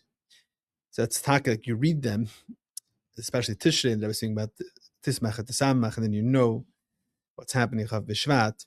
It's like hard to compute exactly how that happened. But maybe you could talk a little bit about Chav B'Shvat Memches, the stalkers of the Rebbetzin. Right. So let me just say this in general comments before we get into the details. I think that maybe for people who weren't there, I don't know if everybody knows the feeling of, what we felt back then. It was a big disaster, basically. It's like in my book, and I don't feel so comfortable to say it, but I do feel it. That Gimmel Tammuz basically started in Chof Beit Shvat. In other words, the fact that the Rebbetzin passed away, that was not. The vision was the Rebbe, is taking us to Geula with the Rebbetzin. It doesn't matter that we never saw her and we didn't know anything about her. That's she's the Rebbe's Rebbetzin. She's our Rebbetzin, but whether I know her or I see her, okay, so she's not. She's very extremely tsanua, and she's not. By the way, I did look at the Rebbetzin once, and it was quite obvious that she was not so happy about it. So I experienced personally this thing about the Rebbetzin not wanting to be seen in public. What was that? That was the Rebbetzin in those years in the later mems. They built this apartment for the Rebbe in the back of the library, and the Rebbe would go there for Shabbos, right, instead of walking home. I don't remember which year it started, but when I came, which is mid Memvov, this was already how it was. The Rebbe and the Rebbetzin were there for Shabbos. The Rebbetzin was there for Shabbos, and the Rebbe went to the library, and in the morning he would walk back to 770. So the Rebbetzin would be driven to 770 a while before Shabbos by Gansburg. He was the shamish and he was the driver, and usually there was an awning covering the door. The driveway of the library, which I guess it's not there anymore since they built. Right? I'm trying to. It's still there. The driveway. Still there? It is still there. Okay, so that driveway. I don't think you could. Yeah. Mm-hmm. Yeah, probably still there. I'm not picturing it how it is right now. I'm remembering it how it was. So anyway, there was a awning. Before he would go pick her up, he would lower this awning, then he would go get her. So with this awning down, when he would drive the car, you wouldn't see anything, which was the reason why this awning was there. So you can't see anything. But this one Friday, and I was there with a friend or two, sitting on the bench in the Chotzer Dorten, and it was just before Shabbos. We were already ready for Shabbos. I don't know why we were there, but we were there, and we noticed that somebody forgot to lower this awning. So we figured, the Rebbetzin is probably going to be driven in any moment. She's coming for Shabbos, so this is our opportunity to look, So that's what we did. Nobody was there, just the three of us or two of us. And he opened the door, and she came. I bought her the walker. She had a walker then, and so she gave us a look. She just turned with her head to look at us, looking at her, and just the way it felt to me. It it wasn't like a upset look, but it wasn't. It was like, guys, what are you doing here? Kind of that kind of a look. Like yeah. It's like I'm not here to be seen. So why are you here to look? Something like that. At least that's how we felt. So we did see her, but I'm saying the general vision was that the Rebbe and the Rebbetzin will lead us to Mashiach Tzidkenu. That was just like a given. So once that happened, then all of a sudden you have, the Rebbetzin passing. Not only that, the Rebbe, we saw the Rebbe. I mean, could just try to imagine this feeling. Motzei Shabbos, the Rebbe came for Shabbos. Look, it was obvious that the Rebbe, even though he was in pain, obviously, but it was also obvious that he's not going in the regular route of, just sitting Shiva and all that. I mean, he's doing everything that Shulchan Aruch says. But I remember when the Rebbe, after the funeral, the Rebbe said a very short tzikha in the house. That was a big sign of, we're going to go forward anyway. Then the Rebbe came for Shabbos. I mean, it was Shabbos and Vorchim.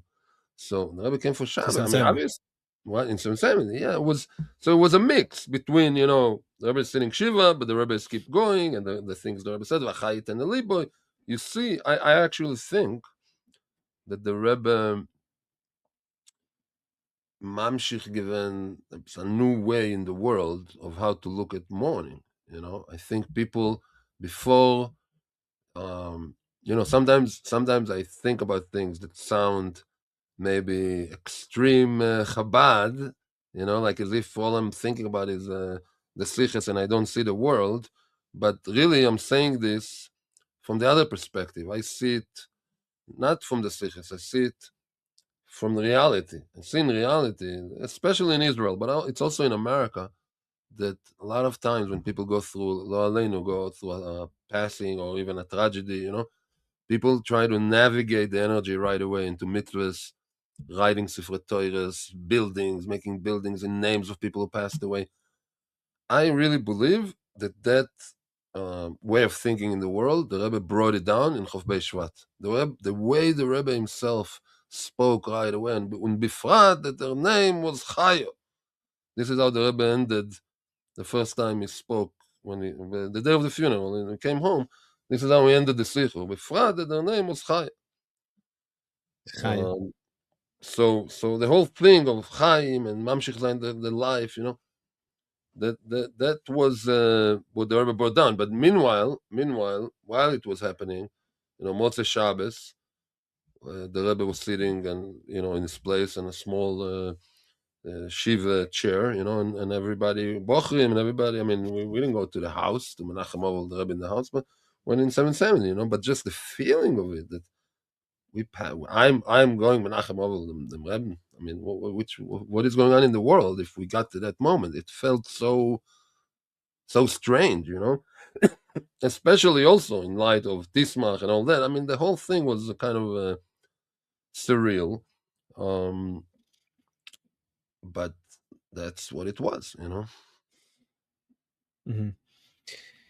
And then started a whole new tkufa with the Rebbe being in the house, and in 770, besides for Shabbos, basically moving to the Rebbe's house. Like, what was that like? Right. So, the davening with the Rebbe is something very special that we had.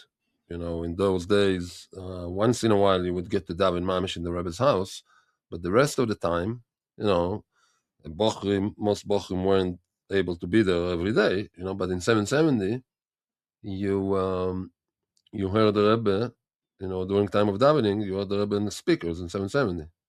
So basically, it would be there 9:30, put on tefillin and daven with the Rebbe. It was actually pretty amazing situation, and because of that also, I mean, the nusach of the Rebbe's davening, I pretty much know it from that year. Otherwise I wouldn't know it so well. But Shmona Esrei, hear the Rebbe 3 times a day, daven Shmona Esrei, Semach David Avdecha Mehir, Osat Mir Vekarnei Torah. You hear it a whole year. So, and I also recommend to people who weren't there. I mean, the recordings are there.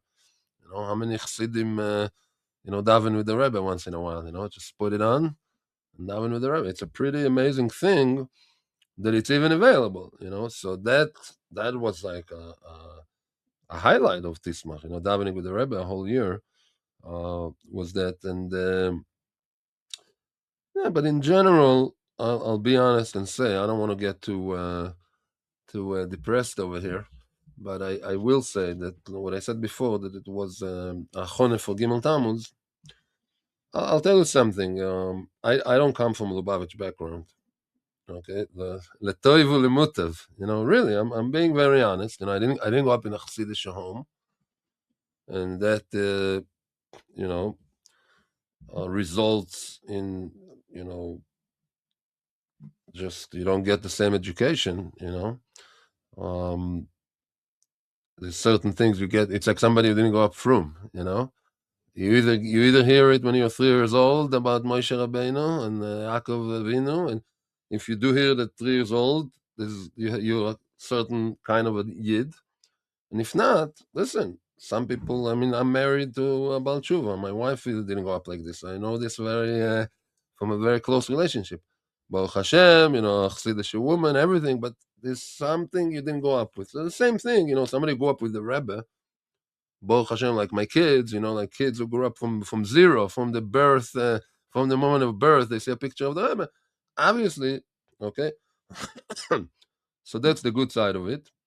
The other side of it, I would say, if it's okay for me to say, that sometimes you also have there's certain things you don't think about. So I think that in the years I was in 770, and especially since Tismach, I'm embarrassed to admit that I was thinking about worldly, things probably more than my friends who were, Chabad from birth, and definitely Tismach was definitely a big shakeup because the Rebbetzin passes away. What's going on? I mean, this is it's just like brought a lot of bilbul. And also seeing the Rebbe sitting shiva. The Rebbe didn't take a haircut. A lot of things were different. So I'm not saying that this was like occupying my mind too much. I was there. I was in 770. I was hoping and davening with everybody. And Mashiach any moment. This was the headspace. But still, I mean, Chobei Shvat was definitely a big bug in the plan. It was not something you can totally avoid. I mean, what is this? So it was not easy. Right. Were there other Chavedim that shared the sentiment, or this was your? I've heard this from others, but I don't know if it was Right, common or if this was. right. So not most people wouldn't speak about it. There was one friend of mine did speak to me about it, and he was actually in worse shape than I was, I guess. So he was like, telling me, what do you think? I mean, it happened to the Rebbetzin. I mean, what do you think? So there were people, mostly no. It reminds me, if we're already there, the sikh of Cheshboino Shelo, Bo Nachshav Cheshboino Shelo Elam. That's Motzei Shabbos. I remember that sikha. Right, the Rebbe addressed Yeah, the a Rebbe reality of after Gimmel basically, Tammuz, and it was that, and it was then. It was then. I mean, the right. Rebbe That's what also I'm saying. That's what I'm after saying. It was, during the shiva, the Rebbe wrote. During the shiva, the Rebbe called in Rabbi Krinsky to organize the tzava. I mean, right, all I right, mean, right. So for example, that sikha, that nobody wanted to accept that the Rebbe actually said these words. So the sikha wasn't, the Rebbe asked the Magia, and they didn't give the whole thing, right? So it was that gives us the kind of the feeling of where people were holding, which was we would rather not go there.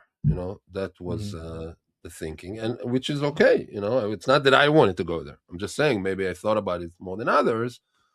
For example, I'll give you an example. The Rebbe, Nun Aleph, Nun Beis. I don't remember to tell you when it started. I'm sure those who are experts in the Yomanim, they probably could pull off this information. But at some point, the Rebbe started coming late into Shabbos Farbrengens. It used to be that 1:30 was 1:30. A minute, 2 minutes, but 1:30 is 1:30. And then there was years, um, I remember this, it's like a quarter to two, 10 to two. And just the fact that the Rebbe wasn't keeping the times the way he did before, it was unsettling. I think that's a good word to choose. Really, I'm serious. Like unsettling. It wasn't like that I was over worried about what's happening right this minute, but it was just like And since Chof Shvat, that unsettling feeling kicked in. I mean, obviously, Memtes was very strong. Tafshin Nun, it was amazing years. So the Rebbe was very, very strong, and the Fabrengens and everything. It wasn't. I'm just saying it was lurking somewhere there where before Chof Shvat, it wasn't even on the table. It wasn't. Nobody was like basically going there. Right. I mean, the So Rebbe himself said in Chav Shvat Nun Beis that it was a different tkufa from Chav Shvat. Was a new tkufa. The Rebbe said it right, himself. So right. That's right. yeah. Among Chassidim is brought to you by Chassidische Der Herr. We live in a chaotic world, a world where for us Chassidim is a seinu, lei ra'inu, we do not have the ability to hear and see the Rebbe on a daily basis. Yet we know that the Rebbe is very much with us, and the Chassidus Chabad is alive and thriving more than ever before. One needs to only tap into it. Chassidische Der Herr provides you and your family with the tools necessary to tap into all of this. Whether it's the monthly magazine, the way it all began, whether it's Der Herr books, Der Herr online content, and so much more. Men, women, and children throughout the world benefit and use these tools on a daily basis. Whether it's children enjoying the children's magazine that comes along with the regular Der Herr, or enjoying the children's podcast, whether it's Bachrim in yeshivas receiving the Der Herr, whether it's girls in high schools enjoying Der Herr club in their local high school. People all over the world and from all walks of life enjoy and utilize these tools and take advantage of it. If you're not already subscribed to the Her Monthly Magazine, do so today at derher.org. That's derher.org. Der Herr is a dynamic organization which is committed to continue providing these tools, grow on a constant basis, and do all that we can to help this effort. Baruch Hashem, it takes a lot of resources and finances to make this all happen. You can be part of Der Herr through your financial support as well, through visiting our website derher.org, or through contacting us to setting up a meeting. Thank you very much. Enjoy the rest of the podcast. Okay, so there's Tavshin Mem Tes. So I want to ask you about Tavshin Nun for those who have been reading the Der Herr magazine for the last year and a half, and Kanamakam La'ira. If you're not, make sure to be subscribed at derher.org. Even if you don't, I'm doing a little plug over. Even if you don't read every issue, that this is the magazine that's Drengzach in your shtub is important for the household. Anyhow, but I can't resist. But in the Her, we have a section where we write various articles featuring different things, but we have one section that's been there from the beginning. It's called Leben mit den Leben, where we just go through a Yuman. So the last few years, it's not a translation of Yuman. We've been reconstructing it from various Yuman, but we've been doing Ala Seder, Tafshin Nun, and now we're doing Nun Aleph. And one thing that this theme that I've been seeing throughout all the months, and it's going into Nun Aleph, is the whole idea of the Gulf War. Right. And the foundational sichos that the Rebbe spoke then, because about it was in reaction to a certain Rosh Hashiva in Eretz Yisroel that was speaking negatively about Yidden, and very, very strong sichos. And then obviously the whole story of the Gulf War, but and then the Rebbe said that nothing's going to happen. But it starts with Tafshin Nun. I mean, there was a famous speech given by the Rosh Hashiva talking very negatively about Yidden, and the Rebbe reacted to that very, very strongly. So is that something that you remember well, that event? Yes, absolutely. I'll just tell you plug in the hair, and I could also say, and saying it honestly, since I'm bilingual with Hebrew and English, I really think the hair is like the best Iskashrus publication. I love it because we have great stuff in Hebrew, but just the way it's organized and written, it's really very helpful in giving the sense of what's going on in 770. So I'm all in for the plug. Um, Okay. yes, so I'll tell you the Tov Shinun.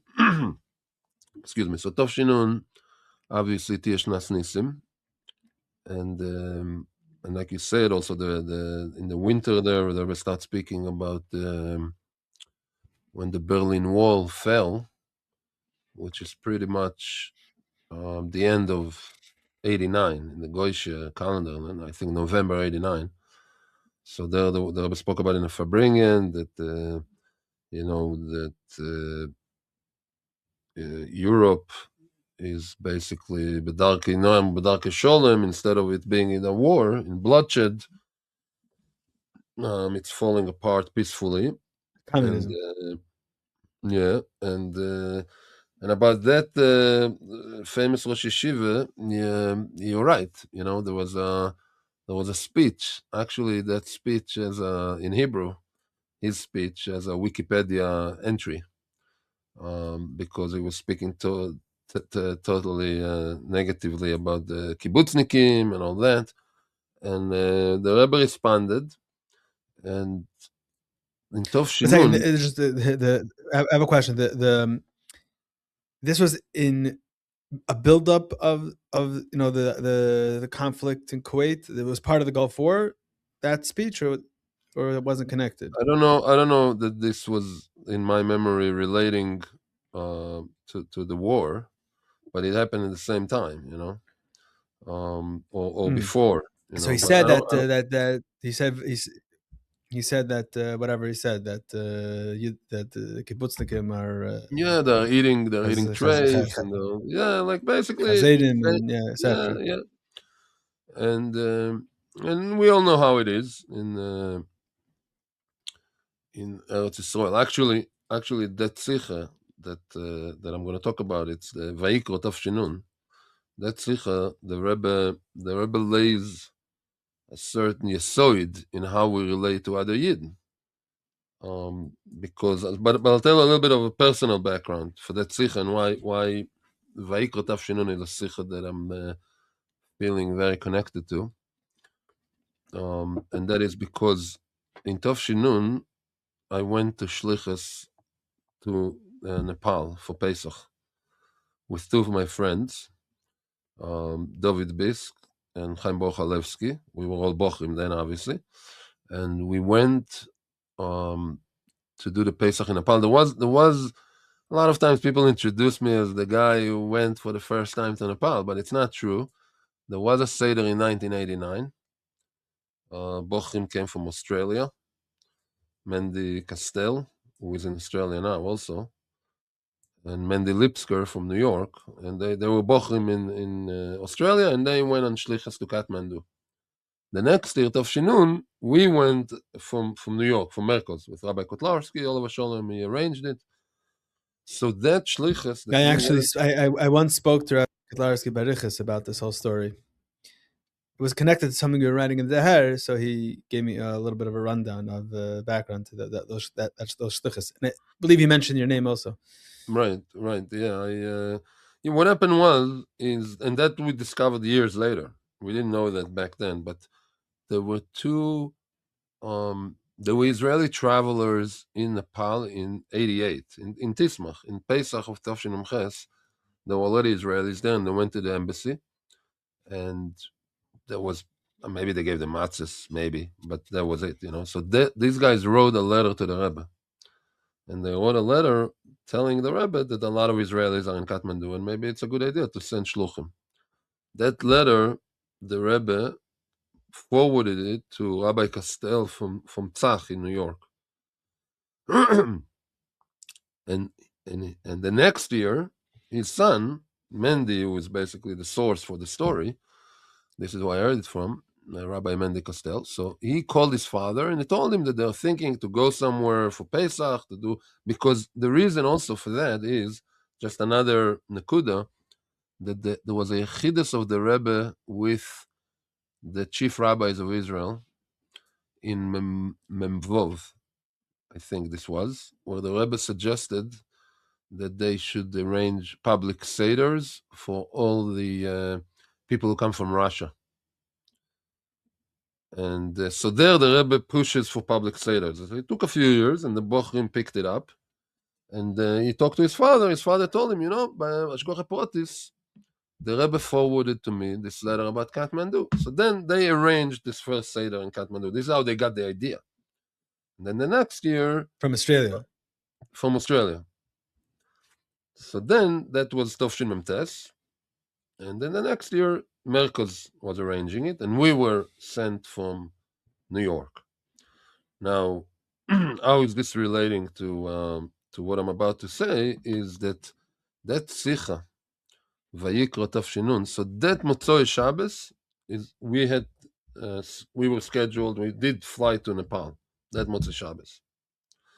Now the Sicha really is in response to, like you said, from this rabbi, what he said in Eretz Yisroel, which is he was berating the non-religious Jews.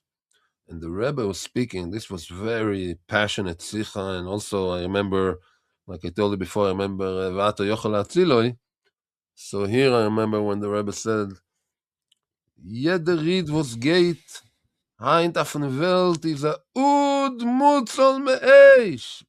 That's such a shout the Rebbe gave. Ud Mutzel Me'esh. And the Rebbe says over there that every Jew today is a aid, is a testimony that there is a Kodesh Baruch Hu in the world, even if that Jew doesn't do any mitzvah.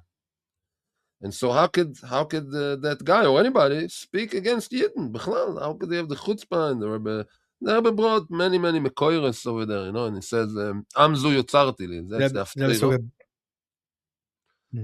Amzu yotzarti li, tilosi yesaperu. So the Rebbe said, Amzu yotzarti li, as a Yid is there, yotzarti li, as a gate, a room, he does tilosi yesaperu. Yeah, he does already the Tehillah from the Meirshter, even if he doesn't do any mitzvah. So really, the Rebbe responded then to what he said in Israel. And then after the Slicha, the Rebbe got up to dance. And the nigun was, and the Rebbe got up. And it was an amazing dance. And I remember when the Rebbe got up to dance, I was thinking right away, somehow, I don't know, but just what I was thinking, that the dance is for us. Everybody thinks about themselves, right? The dance is for us because we're going on an amazing shlichus. I mean, it was crazy. I mean, nowadays we have Chabad houses all over and this and that, but back then the only Chabad house in the Far East was in Hong Kong. Rabbi Avtzon, who was already there, Mordechai Avtzon. But in Hong Kong they don't have Israeli backpackers, so it wasn't really. I mean, it's in the Southeast Asia, but it's not the same category. We were going. There was no Chabad house in Thailand or in India or anywhere, and we were Bachrim too, which is, I don't know if we want to get into it right now, but, I'm 56 years old today. I'm thinking about it, with 3 Bachrim, 20 years old, was sent for like 2.5 weeks to Kathmandu. I mean, we were there. We did it, it was amazing. So there's a documentary about it that I watched as a kid. Yeah. There's movies, there's different things, there's, that I have. It ends off with your wedding. Oh, right. That's right. Listen, I'll show you something. Let me show you something here. I have this picture album. Okay. I'll just show you like whatever. I mean, I'm not going to start showing you the pictures, but it's a picture album of the first Seder we did in Nepal. It looks like this, something like that. Why am I showing it to you? Tell an amazing story. And then we'll get back to the beginning of the story. But we came back from Nepal and we made this album for the Rebbe with a duch. And got an answer from the Rebbe, the following words. Le'hachziro alboim ubetach yenatlu la'asiyas magbiyois v'chayoyitze baze azker al-Tzion. So we were 3 bochrim. So I ran to Rabbi Kotlarski. And I told him, listen, the Rebbe gave a bracha for magbiyois with this album. He told me... So Rebbe says you could to fundraise with this album. Yeah, that's what he said. And so I wanted to give it to Rabbi Kotlarski. He told me, what are you talking about? You guys wrote to the Rebbe. It's your answer. It's not my answer. So, and because from the three Bochrim, I didn't even make the album. Chaim Borchalevsky worked on this way more than me. But the reason it's in my possession is because I kept going. I went to Kathmandu for 7 different years. And so it's in my possession right here. And I got a bracha from the Rebbe for fundraising. I'm not really a fundraiser, but through the years, the bracha definitely came into. There's more to do. There's definitely more to do, but I could say that I had some fundraising miracles happen to me, and I attribute it to the Rebbe's bracha, obviously. But back to the Farbrengen. When the Farbrengen happened, I didn't think that the Sikha was relating to us particularly. I was thinking more about the dance. The Rebbe got up to dance. We were so excited that we're going to go on shlichus for the Rebbe to such a place as Kathmandu. But years later, maybe I think 20 years after, I was learning the Sikha. I was then shliach in Eugene, and I was just reading the Sikha, and all of a sudden it hit me that the whole Sikha, in addition to being a counter to whatever the rabbi said in Israel, but in that Sikha, the Rebbe really explains why he's sending us to Eugene, why he's sending us to Kathmandu. Because, a lot of people back then, we met people at the airport and we told people we're going, the Rebbe send us to Kathmandu. They're like, why? Why does the Rebbe care that Israelis are traveling in the Far East? I mean, think about it. It's not like today. Back then, in 1990, whoever was in Kathmandu for Pesach, Israeli or Jewish, he wasn't planning to make a Seder. That was not part of their plan because they were in the Himalayas for Pesach. It's not like today, So we arrived there, and all those people. It's not like today that it's part of. It could be part of their itinerary. Right, but today it's like you find out where could you stay next to Chabad house. You already know that you're going. So therefore, a lot of people are traditional. They feel they could travel, and then they could go to the Seder with Chabad. But back then, if you're there, you're not keeping Pesach basically. But everybody did come to our Seder. I mean, I don't think there was anybody there who heard about it who didn't come. So that was definitely an amazing, amazing event. But I'm saying in that Sikha, when the Rebbe says, Am zu yotzarti letilos yisaperu, who is he talking about? He's talking about those guys in Nepal, those Israelis that even though they're in Nepal, but he lost yisaperu, So it took me years to think in my own mind that the Sikha, in addition to being whatever the Rebbe said about what's going on in Israel, it was also a very major explanation of why is it that the Rebbe sends shluchim to run after those Israelis, So in that Sikha, the Rebbe lays this yisoid that, and that's something I say this to a lot of people, and even today, in Israel we have all this politics, and it's quite ugly, the lefties and the righties, and it's getting not so pretty. But something amazing? Anybody from those so-called extreme lefties, try to tell them that they're not Jewish. They're going to jump on you and they're going to say, I'm not Jewish. I'm more Jewish than you are. That's how people, in other words, they could argue with you about Tel Aviv and Shabbos and Chabad and this and that. But Jewish? Of course we're Jewish. And really, the Rebbe says in that Sikha that a Yid who goes around the world today, even if not doing any mitzvah, but the fact that he's a Yid, and this is not only relating to Israelis. I mean, also on campus and in America and anywhere, you meet a Yid. Are you Jewish? Yes. Once he tells you yes, we take it for granted, but saying I'm Jewish is already a connection, according to that Sikha, It's all, you're basically a aid of HaKadosh Baruch Hu and Welt. It's an amazing thing. So that Sikha definitely is remembered, and the dance afterwards, and then at the Seder in Nepal, I told everybody that before we left, we danced with the Rebbe, and I told everybody we taught everybody the nigun, and everybody was, there was definitely a big part of it. The war, the Gulf War, by the way, that there was. I was after that. I was a little bit shlichus in San Francisco, and in the Gulf War, at some point there was Rabbi Goldstein went by the Rebbe, and he asked the Rebbe if he should take a Megillah, And the Rebbe told him something like, by then Chapman, you're not Jacob going to Goldstein. need it. Hey, he was going to Iraq. And the Rebbe said, something, by then you're not going to need it. Epis, right? So from that, there became some rumor that the Rebbe said that the war is going to be over on Purim. And amazingly, it was, So I remember I was On in Purim itself. Purim came in. Purim, yeah. I remember it. I was in San Francisco in the middle of Purim. They said, "Oh, the war is over. The president is going to speak soon. The war is over." It was unbelievable. Yeah, the Gulf War was So definitely. 1 second. So like Nun Aleph. Yeah. Yeah, go ahead.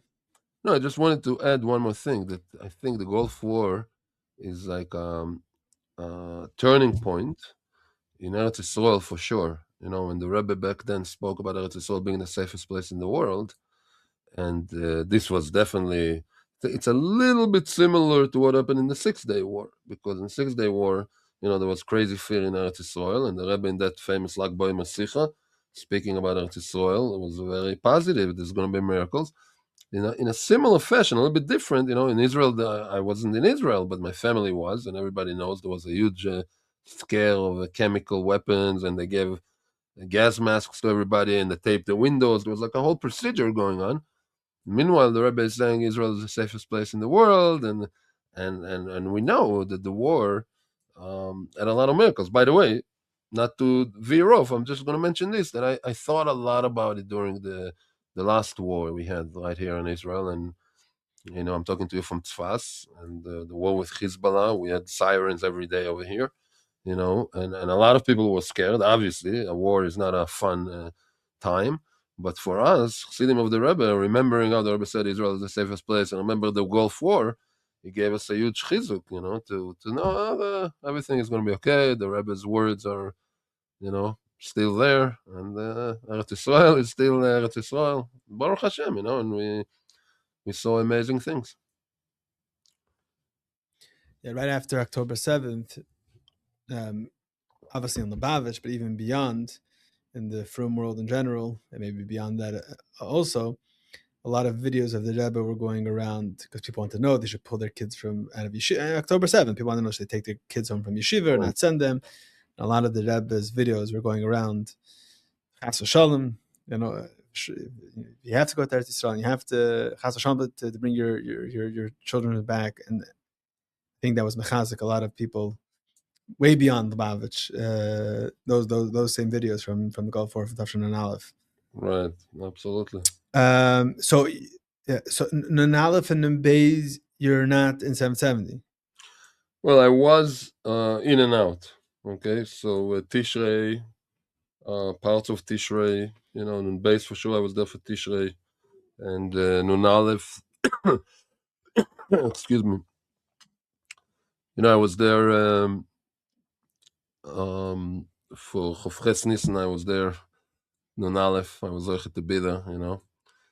And I was there in and out. So some for bringing the Yuchvad, I was there. Depends what it is.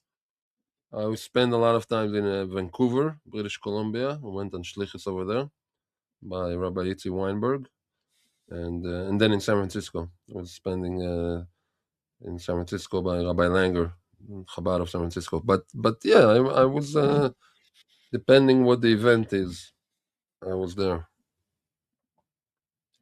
Okay, so you mentioned Chavches Nissen. So maybe you want to describe a little bit.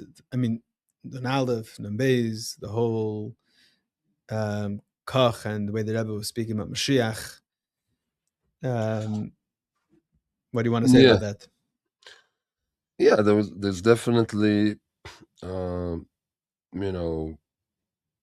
things definitely changed. I can't tell you the exact point of where the change took place, but definitely we all know Nun Aleph and Nun Beis were different than the earlier years. In that, the Rebbe spoke mostly about Mashiach. Even certain Farbrengens even started Azev me gefintzach in Ikves dem Shiche. It's like the Farbrengen never started like that. Farbrengen would always be like. The Rebbe would start Farbrengens in Nun Beis We have to start off in Inyan Shazman Grama, Bias Yeah, Mashiach Bias Tzidkenu. Mashiach Tzidkenu, right? I mean, so it's like the Mashiach ecstasy, if you want to call it that, was very, very strong. It definitely felt as if it's, as we say, any moment now. You know. Also, it was on the media. You know, it wasn't just in 770. Like I told you, I was in San Francisco back then, and this was all over the media. I mean, there were articles about it that the Rebbe says that Mashiach is coming. Shluchim were speaking on the media about it. I remember even in San Francisco, Rabbi Langer. I mean, this was like a big theme, and it definitely felt like it's any moment now. I mean, Chofretz Nissen was a big shock, obviously. I remember this very well. I remember like with the Rebbe speaking, and I mean, the Sikha is recorded. It's not a very long Sikha. I mean, every year, I guess everybody watches it, so people know the Sikha. But if you watch it or listen to it from the beginning, not just from the moments when it gets really intense, but it's the Sikha starts like any other Sikha. It doesn't. You don't feel in the beginning everybody was standing in 770, listening to the Rebbe, and listening to the Rebbe, thinking it's like another Tuesday or whatever it was. But then, it just the tone changed, and the Rebbe said bemis things that were very hard to hear. Ich hab schon alles getan, and what else can I do? Things like that. And Everything I've done till now is Lehev Valerik. Level Valerik, right? I mean, that was terrible to hear those words. I mean, that was like not easy to swallow, and yeah, and it definitely also created, in 770, people for bringing all night, and what should we do, and the whole, the whole Mashiach situation basically developed from there. I don't know. Listen, we definitely, I would say, from today's perspective, there's no question that in the Rebbe's sichas and the Rebbe's view, we got to be on, any moment now. This is it. There's no other thing to think about. Now, there was already like, I don't know, 35 years, whatever, how many years it is. Okay, so there's no answer for it. In other words, I don't know what to say about it. I told you, the Rebbe wrote me a letter personally. V'anu en lanu, ela nesidoreinu. That's it. The Rebbe is adrabah. If 30 years ago the Rebbe said Mashiach is, imminent, then how much more imminent is it right now? And the thing is, I got to say, for those who, it's not easy to accept maybe what I'm saying to everybody at any moment, but the reality is that the world around us is supporting that, because we see, I mean, at least I see it in Eretz Yisroel. 30 years ago when you told people that the Rebbe is saying Mashiach is coming any minute, I don't recall everybody being agreeable to it. I actually recall people not, I'm talking about, not unsere, I'm talking about the world, Yidden, and people were like wondering what that means. Well, today, in Eretz Yisrael for sure, most people you talk to, they told you, listen, Mashiach has to come. There's no other solution. Mashiach has to come. So we see that the message is any moment any day that goes by, that question that the Rebbe asked back then, "Vi kumt es bichlal as Golus is still here?" That question just became stronger. So the message is more relevant. We have a question. How could it be that 30 years went by? And okay, it's a good question. I'm not. I also have the same question, but the question doesn't make me change my mind about it. It just makes me think even stronger that it must be that that Mashiach is coming. But there's definitely the in those years the to go excuse me, to go from Nun Aleph Nun Beis to switch to Chof Zayin order and then to Gimmel Tammuz. Obviously, that was a pretty complicated time. I mean, it still is, but back then it was felt even stronger. So, every generation has its challenges, I guess. On the other hand, I mean, the Rebbe also, like I said before, the Rebbe did say the Sikh of Bo Nachshav Cheshbono Shel Olam. The Rebbe did say the Sikh of Chofetz Nissen. I mean, whether we like it or not, he did say it. So, you know, here we are. You know, I think the kunt is that here we are, and even though we have a lot of questions, and even though we have situations we are not so thrilled about, we see that the Rebbe's message gets stronger, and Chassidim are here, and here we are sitting and talking about the Rebbe. I mean, the Rebbe is definitely stronger. So you have less questions now than you did the day after Chav Zayin Adar Gimmel Tammuz. I think so. Yeah, I think I don't know. I don't know if less questions is the words I would choose to describe the difference between how I feel now and back then. But I would definitely say, and I'm saying also openly, and I told you before, I don't come from Lubavitch, so definitely after Gimmel Tammuz, I felt it. I felt it already after Chav Zayin Adar, you know, that people who had like a family support system or something more personal, they had their approach. You know, I didn't have any. I didn't put any money on the stocks of Lubavitch. You know what I'm saying? I came from the outside, and I came for the Rebbe. I didn't care about the Crown Heights or Mishpoches or this, that. I don't want to say names, but you know what I'm saying? Like, I wasn't part of it. Still not part of it. You know, I came for the Rebbe. So if the Rebbe is gone, or seems to be gone, or whatever I want to call it, then okay, gotta go. I'm not interested, you know? So that's how I felt back then. I felt like, you know, I'll say, honestly, if I wouldn't dream that Chabad, Lubavitch would be so strong so many years after Gimmel Tammuz. You ask me that Gimmel Tammuz, I wouldn't put my money on it. Really, I thought it's so yes, for sure. In real time back then, I was way more disoriented and depressed and all whatever you want to call it. Now, so many years went by. Yeah, so the time part of it, like I said before, I don't have an explanation. I don't know. I don't. The time we're in, I have a big question mark. How is it possible that the world is there? Which that's a lashon that the Rebbe used many times. That there is no explanation why Right. Mashiach did not yet come. That's what the Rebbe said Exactly. in those sichos and often the base. The Rebbe would say that all the time. Exactly. So Right. if they ever said it back then, what are we doing in Teivov? Wie kommt es? Also, man hört nicht am Rebbe, Mashiach is not, I don't know. I have no idea how to explain such a thing. It doesn't make any sense to me. But what I could say is that I do see that since then, contrary to my own personal assessment, you know, not to mention other people, the Rebbe Yeah, is, I would say you and others. yeah, listen, you know, but the Rebbe is so much stronger. So many more people in my own family, even, you know. I told you I had with my parents and everything. My mother told me a while ago, with my mother, she's telling me, I couldn't believe she's telling me. She said, you know what? Alavai, all my kids should be Chabadnikim, not just you. Talking about my brothers, whom she loved, you know. But my mother calls me. She said, you know, I saw an amazing gem movie today. I want to share it with you. And my mother was so angry that I went to Chabad. You have no idea. I'm not going to get into it now. And she probably wouldn't want me to talk about it. But I'm telling you, that's what it was.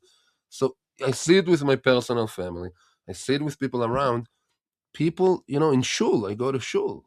People who are not Chabad are telling me, you know, the Rebbe saw it all. The Rebbe is so right. What would the Rebbe say? What does the Rebbe say? So when you see that the Rebbe is so much more relevant now than ever before, then you know the kashas about Mashiach, we have kashas, but the Maisa, we see that so many people are drawing inspiration and chizuk from the Rebbe's Torah, and it's just getting so much stronger that. So definitely, I'm less confused. Not, I'm still a little bit confused. I won't tell you I'm not, but it's definitely less than how I felt right then. You know, for sure, it's a different world. You know.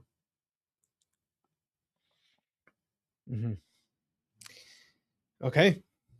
So I think we should do what the Rebbe wants from us, and we should actually take care of all the sveikus and tishbi taretz kushis v'abayis, and it should be as Mashiach Sakena b'peil mamish. We won't be any questions. Amen. Teichef u'miyan. B'korov mamash. Okay, Yashakech, Rabbi Asi, very Okay. geschmack, and you should have a lot of hatzlach in all of the shlichus that you do in Eretz Yisroel and beyond. Amen. Thank you very much. And Hatzlacha Rabbi in your inyonim. Thank you.